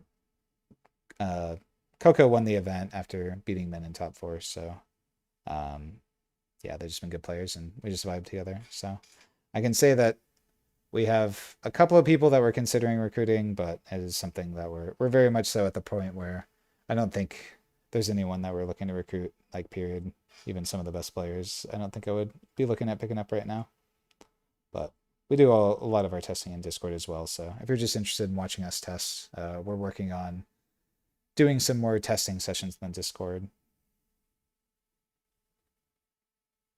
Don't miss sticks. I'll let you. I'm going Ezreal because I thought everything just had some terrible matchups. So, like, we can go back over to our spreadsheet and see that there are some decks that have these bad matchups. But if you take, like, some of these top decks, like Diana, Master Yi, and Aurelia, and we go through it, we can see that there's literally not a single red matchup, with the exception of Diana and Rek'Sai and Jhin, apparently, which I guess it makes sense.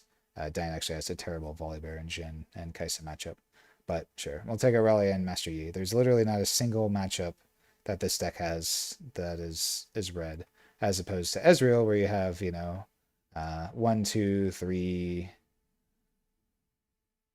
4, 5, 6, 7, 8. You have 8 matchups that are complete red, which for our perspective as good players, these are matchups that are completely unwinnable, right? There's no amount of outplaying I'm going to be able to do with an Ezreal into a Camel. But on Yi, if I'm playing into a bad player on one of these decks, then it doesn't really matter what they're playing. I know that my deck is consistent enough for me to be able to outplay them. So as somebody who is one of the best players of this game, right, I'm always going to play the deck that I think has the capability to outplay whatever the situation is. I never want to play a deck that's just like, oh, I sit across the table from somebody and I lose.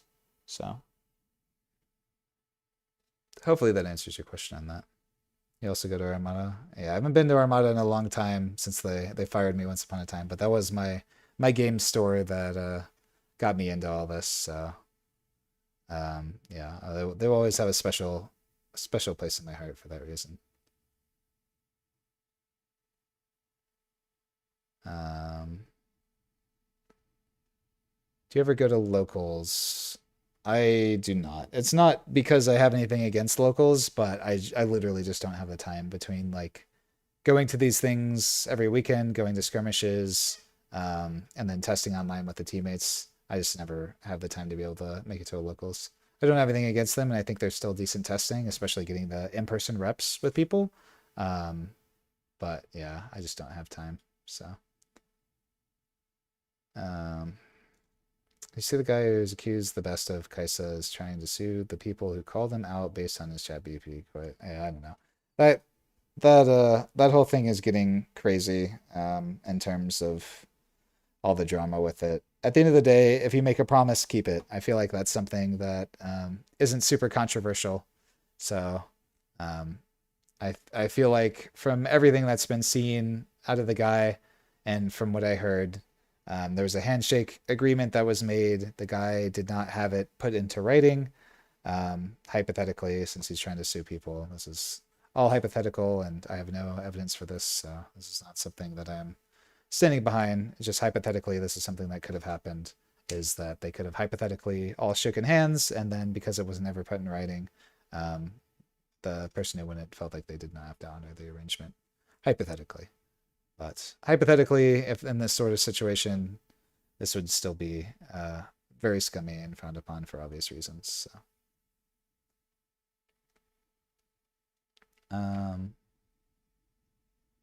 Depending on Rek'Sai's place in the meta, It's just an aggressive deck. It's fine, obviously. And the guy was able to do very well. Of all the decks in top 8, I think he had the most fraudulent run from what I remember, just in terms of him playing a bunch of like very good matchups for the Rek'Sai deck as well as newer players. But it wasn't to say that it was like a completely fraudulent. Obviously, the guy made top 8 and he deserved it. I just think that he got the luckiest of all the people who made top 8 in terms of matchups. So. Can you give me financial advice to bet it all on you to top 8ing Hartford? Yeah, I wouldn't do that, Manch, but, you know, maybe I'm buying some specific cards or something like that. I don't know what your guys' market over there. I'm trying to buy a bunch of GG Easy Timos and, like, Ari launch promos right now, so I gotta get you to grab some of those from me. Big uptick in Orange Legends for CT since the Play Legends are retiring. Yeah, we'll have to see. This is our first time that we have a rotation, so we don't know if it's going to be one of those things where people are just going to forget about them and not want to buy the Origins Legends anymore, or it could just be everybody wants to buy them now that they don't exist and everything's going to go through the roof. So, yeah, we'll just have to see. But buying a place at the beta hooks right now would be a good financial decision before a Chaos Order becomes a real legend. The only issue I have with, like, I mean, I can do some as a financial advisor, I can give you some financial advice on this one. Let's see where hooks are at right now. So since I released my guide and they spiked to double, they definitely are a little bit on a decline. So I think you have some time to wait and buy them. If you find them at a good deal and you think it's something that you want to play, then you can maybe grab some. But I don't think it's a huge rush until we actually get spoilers out of set 4. I don't think people are particularly concerned with all the set 4 stuff, and I don't think Baited Hook's going to do that much out of set 3. So,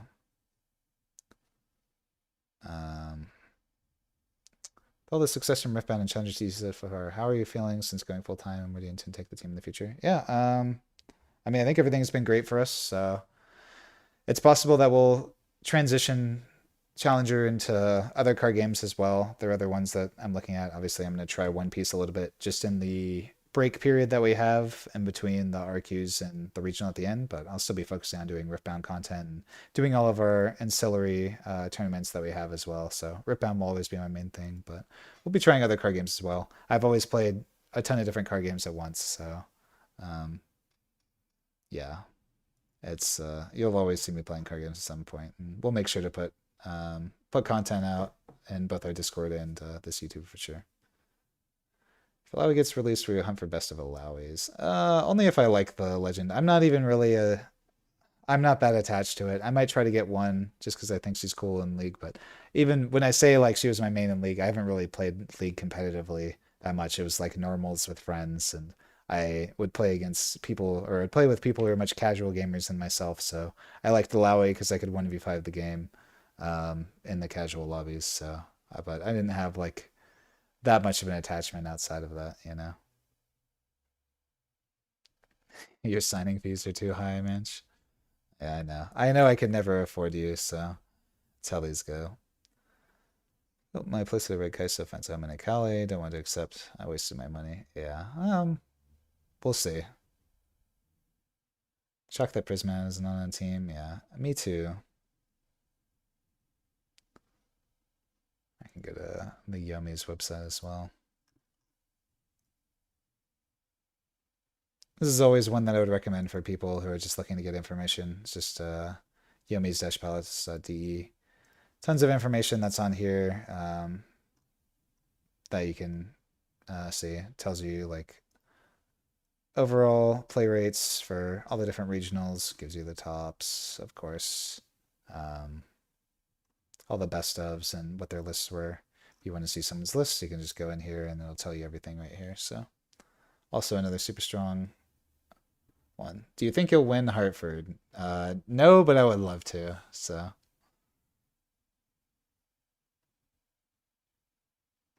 yeah, for sure, Gunny. Feel free to. We'll see where I end up going once I'm back.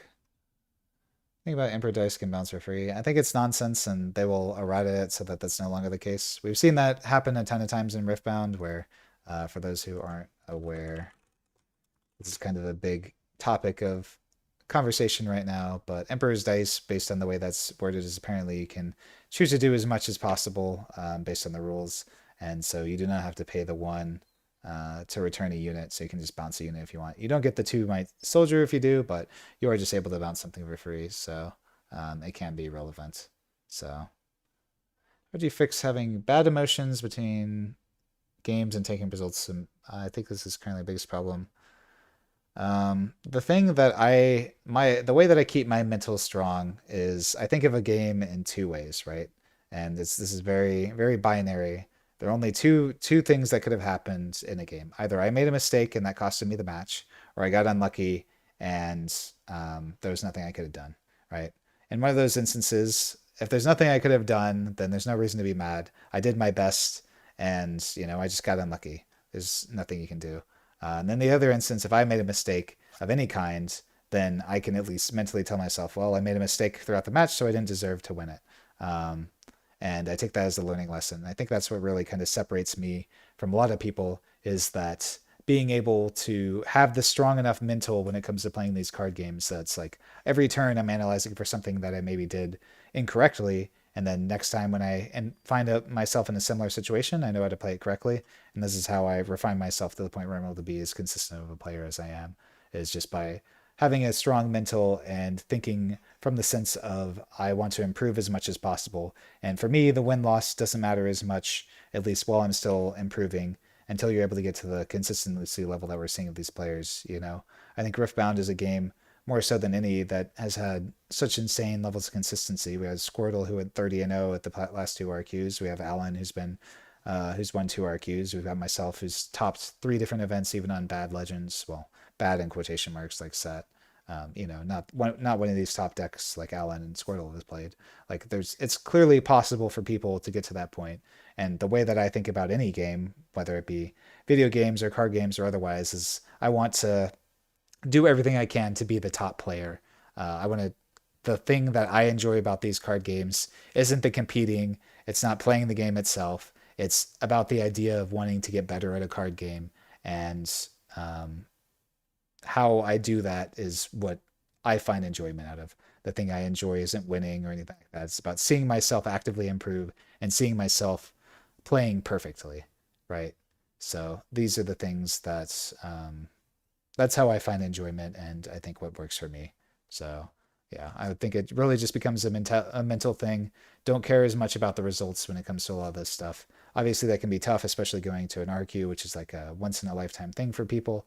But there will always be other RQs. Riftbound isn't going anywhere. We'll have plenty of them next year, and that gives you a whole year to improve to the level that you want to be at, so that the next time one of these things comes around, you'll be able to be at the top. But that only comes from being able to have a strong enough mental to be able to take the time to improve yourself and focus on playing to the best of your abilities, right? So that's my rant on how to improve. Yo, congrats, Marco, for winning a skirmish with the list. I'm glad it did you solid. Thoughts on Portal Rescue and LeBlanc to replay Dragon for target killing? I haven't really thought about it, but playing spells in the LeBlanc deck is really difficult, just because you need such a raw number of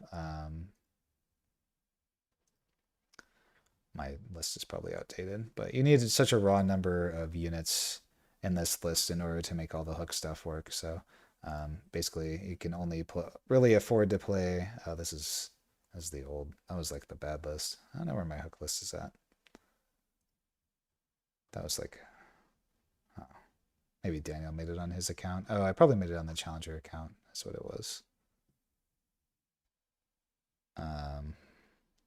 But yes, as all to say, there's only so many spells that you're able to play in the LeBlanc lists. So, yeah, here's our OG list. But we only had two hidden blades, 3 sacks, 3 hooks, and then 3 mirror images, and everything else is a unit. So if you're looking to play spells, you kind of have to cut one of those. But yeah, that's really been the issue with cards like Portal Rescue and all that, even though they theoretically could be good with like Harness Dragons and Thousand Tail Watchers and stuff.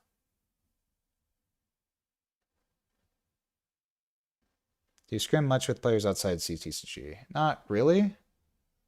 We've had like Alan come over sometimes to play some games with us. We've played with like Diwali and them too, but usually it's like a timing constraint thing for me.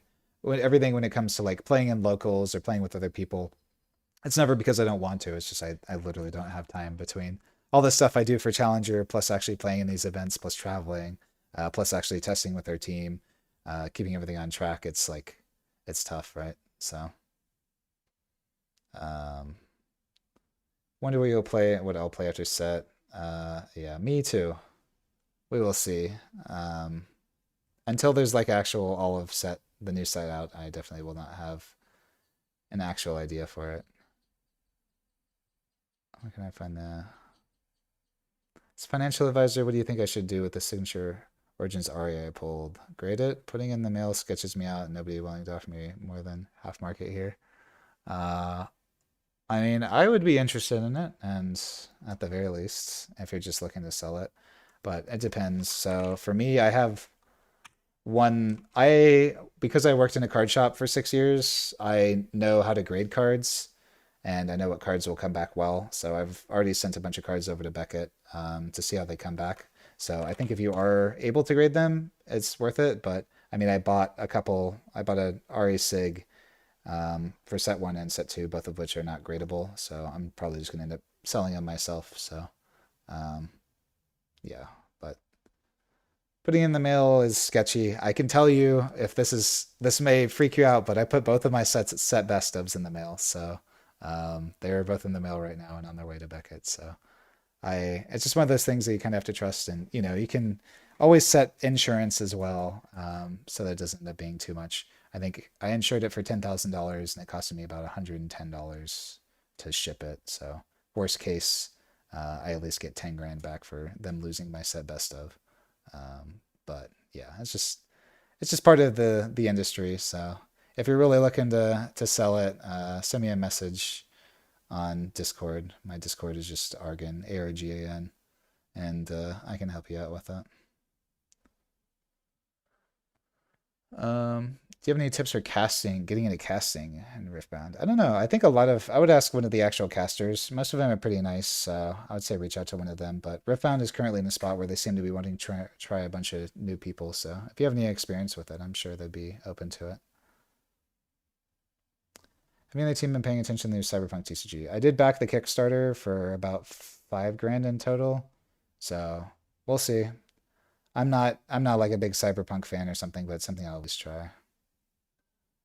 Any thoughts on the new Lux builds? I haven't exactly seen them, so I'd have to see what they actually look like.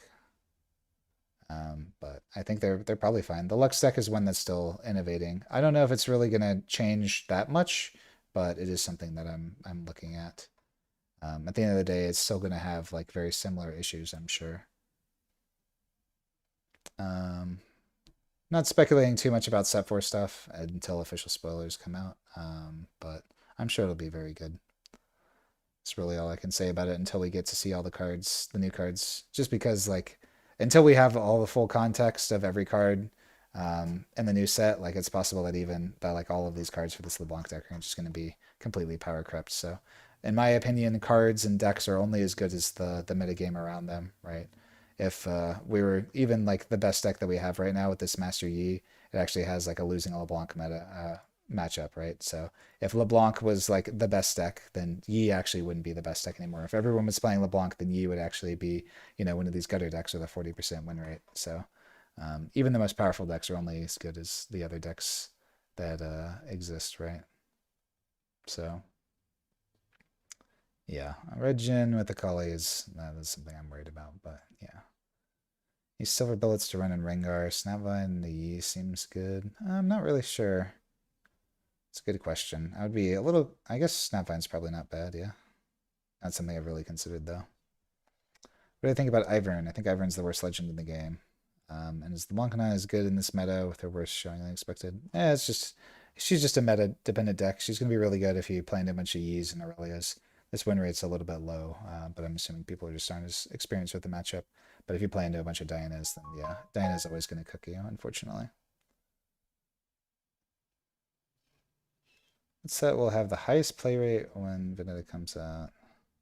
Is the amount of people playing Given Legend your deciding factor about what to play? Not really. I just play whatever I think is good.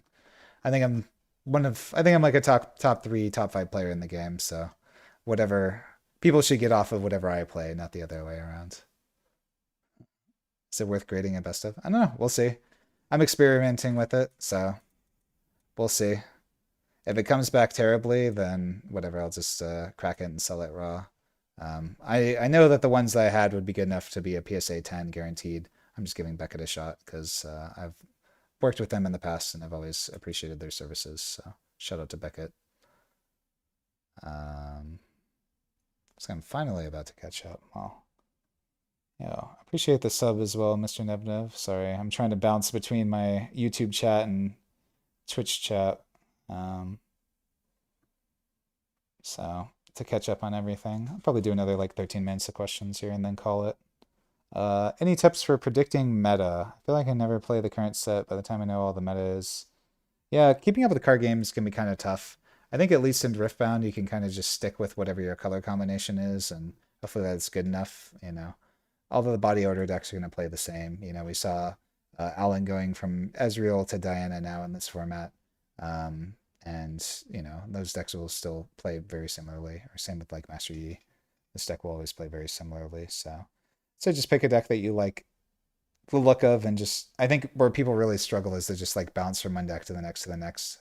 But if you just learn one deck very well, I think you'll have a lot more success. When should you sell your Auroras?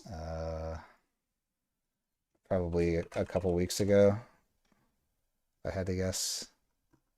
Yeah, they've just been constantly in a downturn. I mean, I don't think Aurora is going to necessarily get any better, but at the same time, you know, they're already this far down. I don't think that they're necessarily going to get lower too. This is just the type of card that people aren't really going to want to keep on hand. So, you know, once the RQs are out, it'll probably go down. And then if there ends up being an Aurora deck in set 3, then yeah, it'll go back up. So I think when it comes to my general financial advice is that you will always see spikes around new sets, and then you know it'll dip in the lull in between, right? So it spiked at, let's see, when did set 2 come out?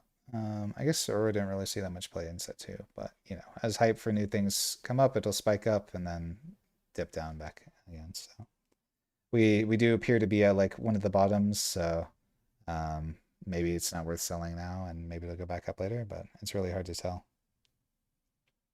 What do I think of Pike? I think Pike's a little fair, but it's a cool deck at least. I think it's been surprisingly popular as well, so I think it's definitely one of the worst legends of that color combination, but still a fine deck. Our metal card's rotating a double-edged sword, just because it definitely makes it a little bit more annoying to predict the meta, but I think my opinion is always going to be on it's not worth predicting the meta anyways, so yeah, that's that's how it goes. A Hook fan, always good to see. Tried to build a LeBlanc list to do better against purple, and I think I managed, but now I'm losing odds are Soror and EU worth. It's a good question.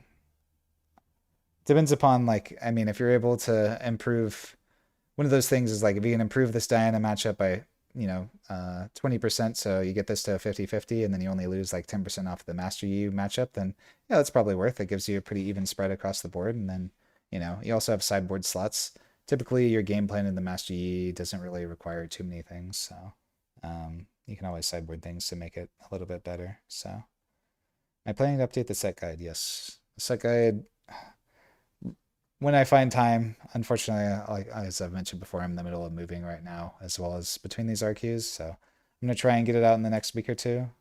But yeah, it's been tough. Appreciate the Prime sub code. Let's go through some of these YouTube questions, and then I'll call it here. Appreciate all the support for all the fans and stuff. You know how to grade Pokemon. I have a bunch of base set Pokemon that's actually decently clean. It's better to just grade. Yeah, I do. Are you... Shoot me a DM, Manch. And I can help you with that. I think worst case, It's one of those things that we can meet up at one of these RQs, and if you bring them with you, I can take a look at it and let you know like what the theoretical grades will be on it and stuff. I seem to have a hard time transitioning from Kaisa to Diana. I played a lot from then stepped away. I think they play very differently. Kai'Sa's a lot more of an aggressive deck. Diana is more, or Kai'Sa's more about killing stuff outside of combat. Diana's more about winning combat with all your spells. So sometimes it can just be one of those situations where you see that they're both control decks, they're both mind control decks. They have to play very similarly, but they don't. And if you play the Diana deck like you do the Kai'Sa deck, then you're gonna have a bad time. So with Diana, just remember that all your spells are only good if you have units to support them. Whereas Kai'Sa, like Singularity, is always just going to kill the two units it's going to kill. Falling Star is always going to kill the units that's going to kill. You don't get to do that with Diana. You can't afford for your units to just randomly, haphazardly die like you can in Kai'Sa because you can just score with anything. In Diana, you can't score with anything. You need actually sizable units in order for the deck to function. So my advice would just be to be a little bit more protective of your units. So, um, but yeah, I think the issue with like the aggressive LeBlanc list is like, yeah, you'll do a little bit better into like Diana, but I don't know if it'll be enough. In my opinion, the hook variation is still the only way to make it work. So, any advice for the Set versus Aurelia matchup? Feels like Cell comes online and I can't challenge it. The game is immediately over. Sometimes, usually I find them in positions where if they're writing the Stella Coin Herder, then they aren't developing their Aurelia, so you're able to score points pretty easily. Um, but yeah, fourth best according to the Elo sheet. Is the Elo sheet even updated? I'm not. I'm questioning that one. I only lost to Squirtle and Allen, and I'm still only fourth best. That's crazy. I've my two losses combined had a four wins in RQs, by the way, at this last RQ. Just putting that out there. But say that 2 hour coaching is worth the money if you're really trying to get into a competitive level in Riftbound. Potentially. I would just make sure that you understand if you're getting into that sort of thing, what your specific goals are. I think coaching has definitely worked very well for people, but there are a lot of resources that can also help. Like one of the, I think the best bangs for your buck if you're looking to spend money on getting better in Riftbound is truly our Discord. As you know, if you're just looking to have questions answered, just like this in this live stream, um, we you can ping any of our challenger guys and they'll answer whatever questions you have for them, right? So that's a good way to do it. But eventually you do always end up getting to a point where you need that level of improvement. So our diamonds stream as well is one of those things that like if you for our diamond sub, I think it's like $50 a month, and you can submit any VODs that I end up doing coaching on for me personally. If you just have any VODs to submit, so I think there are definitely a lot of coaching opportunities that can potentially be worth it. For people that are interested in that sort of stuff. Or our challenger tier as well is always one that's a little bit on the pricier side, but comes with a lot more lessons as well that are more focused on fundamentals rather than like specific matchup advice that you'll typically get out of one-on-one coaching. Sent my first card to PSA and it came back damaged from them. Had to send back and wait 2 months, never heard from them. Yeah. Unfortunately, some companies are very scummy when it comes to stuff like that, and stuff happens with just how many cards they process, and that's why I don't do anything with PSA. So, um, but yeah, mulligan tips. Always look for units.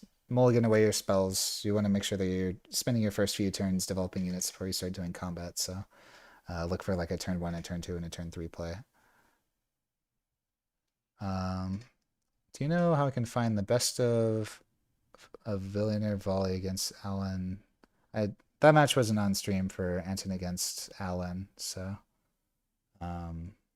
but I know Anton 2-0'd him and Allen was very salty about it. But it's just a terrible matchup for Diana. Volibear destroys Diana. Like that matchup is so free for Volibear. So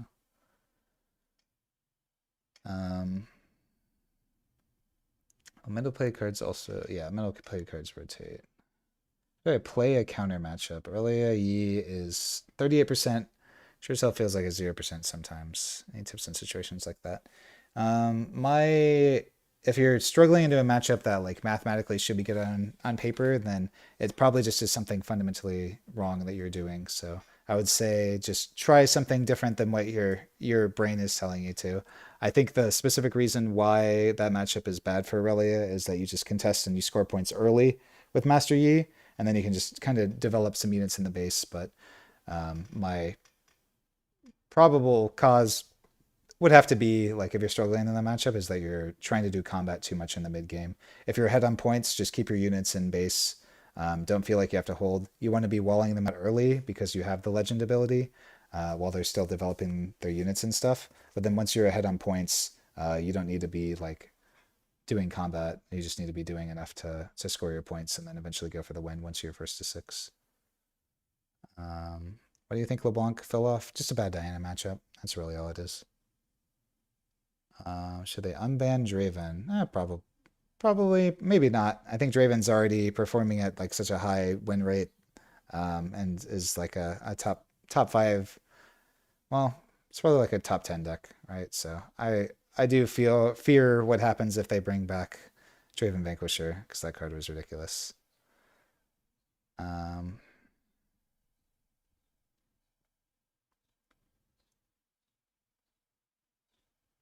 Have I tested much Ornn? No. A lot of these lists I just don't have time to test. And if I don't have any interest in the metal, then I'm definitely not bothering testing it. Especially because of all the set 1 best ofs rotating. That's been my focus. And my favorite legend is a set 1 legend, so I've just been focused entirely on that. Playing, let's see. Oh, I finally got to the bottom of the scroll. Can you explain how sacrifice work with set legend ability? Same for Hidden Blade. Hidden Blade doesn't work as well, but the sacrifice one, sure. Do I have the sacrifice? I do. So specifically, sacrifice is done with set brawler typically. So I'll see if I actually draw the raw sacrifice. I can go until I find one. Sacrifice, here we go. So once you have a set brawler out, typically what you're doing with the sacrifice is you conquer. Whenever you conquer and you have abilities that have conquer effects, they go onto what is referred to as the stack, right? So right now we have 2 conquer abilities currently on the stack. We have a conquer ability that says when I conquer, buff me, and a set ability that says when you conquer, ready me. Both of these will happen whether these units are already buffed or ready regardless. So what you can do is you can cast a sacrifice. We can use our set legend ability, spending a power in order to save the unit. So it's going to lose its buff, and because we killed it and we're saving it with this, and then sacrifice is going to resolve, which is going to ramp 1 and then draw us our 2 cards. And then both of these things are still on the stack though. So our set legend will now resolve its ready for itself, and then this will resolve its conquer to buff itself. So this is how sacrifice works with set brawler, which is very, very strong, but requires you to play set brawler, which I'm not a fan of personally. What do you think differentiates Riftbound from any other game like Fab, MTG, or the ability for your players to consistently perform well? Early games. So when it comes to games like Magic, the baseline level of player is much higher level than the baseline level of Riftbound, and that's just due to the fact that Riftbound is a new game, so people aren't as experienced with the game in general. As time goes on, I don't think it's necessarily that the rules of Riftbound will change, but people are currently at this level. They'll continue rising up and up and up as an average for the people that continue to play the game until they get to the point where like Magic is. Magic also has the ability to play online, which I think helps a lot too. But yeah, that's the way that I like to explain it. Camel getting set. I don't like Camel in set just because we don't have enough might buffs. It's probably fine, but it's just been really slow for me. So, and most of the time I need to be using other units anyways too. So like they're just gonna start crossing my set instead of my Camel. So.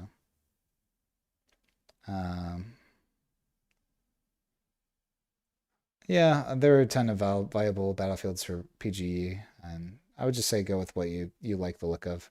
I mean, we have had the same list top two events, so I'd say unless you have a really good reason, you don't need to reinvent the wheel, and you can just stick with those, and it's just like a consistency thing. But yeah, Dark Horse Legends prediction for Hartford.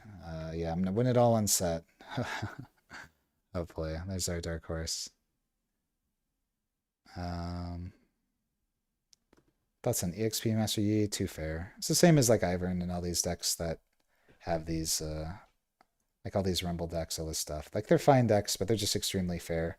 Why would you be doing the fair thing of like scoring EXP and playing all these vanilla guys when you can just like play the better Yi? So um Hosier, but I'm really considering pivoting to Lucian for when a case skirmish this weekend. Any off the cuff thoughts as to why this is a good or terrible idea? If you're used to Azir, then swapping to something else is, especially something that's a worse deck, is definitely not something I'd recommend. Not that Lucian's terrible, but it's definitely not great compared to Azir, which I think is like a top 3 deck in the game. So, all right. It's been contemplating about challenge tier. Can you tell me more details about it? Yeah. So we do 4 classes a week for challenger tier as our kind of plug here. And we basically have a couple of them that are more focused on fundamentals, usually a week. And then we do VOD reviews. So if you do any online games, you can record it, you can submit it, and then I personally will do some coaching on it to give you personalized advice to help improve. And then outside of that, it provides all of our guides for free as well. So, but it ends up being about 32 hours worth of content a month, and then it also gives you access to all of our previous VODs as well. So if it's something that you're really looking to improve, it is a little bit on the pricier side, but we do think it's worth it. And if you get into one of these situations where you're able to win a single medal card, then that pays for challenger tier for the entire year, right? So I think it's definitely something that's worth it. How can I convince my friends to start playing Riftbound? I need to have so much fun, we can't get them to join in. Eventually they'll cave. I think that's really all I can is tell them about how much money you're making from winning your events and how much fun you're having, and eventually they'll get into it. Some people, it's just once people actually get into card games, they always get hooked. So it's just about getting them to dip their toes in the water. Um, that's really all it is. So shouldn't stop using equipments and saving the units keeps them attached. It's just because of Starcrossed, yeah. Whenever I'm building a deck, I want to make my worst matchups better and my better matchups worse. I want to try and get to these matchup spreads that you see with like Master Yi, where you have a good shot into everything. Just as a good player, I want to be able to outplay people. And equipment are very good into the decks that don't have Starcrossed, but I'm already good into those decks anyways, so there's no reason to go that much harder. Any cook to return to the aggro build of set, like set using one brawler? I mean, you can just use like the one brawler plus sacrifices. You can play the Kinko initiates. You can do all that to be a little bit on a more aggressive side. It's just not my personal playstyle, and at that point, it's a completely different deck, right? So while they technically use the same legend, they're not even close to the same thing. So going to be an offer for lifetime challenger rule. That's an interesting take. Maybe. Sometimes we do similar specials and stuff like that, maybe giveaways and such. Um, but yeah, I'm always open to such things. Can always reach out if it's something that you're interested in. Um, but all right, last couple of questions here. What TCGs did I play before Riftbound? God, pretty much all of them, but competitively, Battle Spirits, Flesh and Blood, Argent Saga, um, Dragon Ball Super. I think that's most of them. So not a ton, but I've just been playing card games for 20 plus years, so and under shop as well. So that's where a lot of my competitiveness ended up being driven towards. So um what advice would you give to a newbie in TCG's playing set? Um if you really like the deck list, I think this is probably the hardest deck in Riftbound right now. And it's not just me tooting my own horn. Most people will tell you, but it's just because this deck is extremely punishing. Every mistake that you make with this deck will probably cost you the game because it's all built around the idea of using your one unit, your Fiora, your Rengar or your set and keeping it around forever with your legend ability. But if you make a mistake and let it die after they like kill it and then they use a spell to kill it afterwards or something like that that you didn't predict or protect with like a Call to Glory or a Punch First, they can really be a problem when you lose the game. So I'd say just not get too dejected with it. Make sure that you're being very careful with the deck and not really contesting battlefields until you get your guy buffed with like a pit rookie or an arena bar or a Kiko monk or a showstopper or something like that. So protect your units and just work on the idea of just winning off of like one or two of these big guys. How old am I? I am 31. Forgot to ask if Alex is losing it now that Rockfall Path is meta viable. Yeah, he still owes our Discord like a giveaway for a sign foil Rock Path, so I'll have to get him one in Hartford to make sure that he signs it so we can give it away. And I think he said he's gonna give away like a box and some other stuff too. So but cool.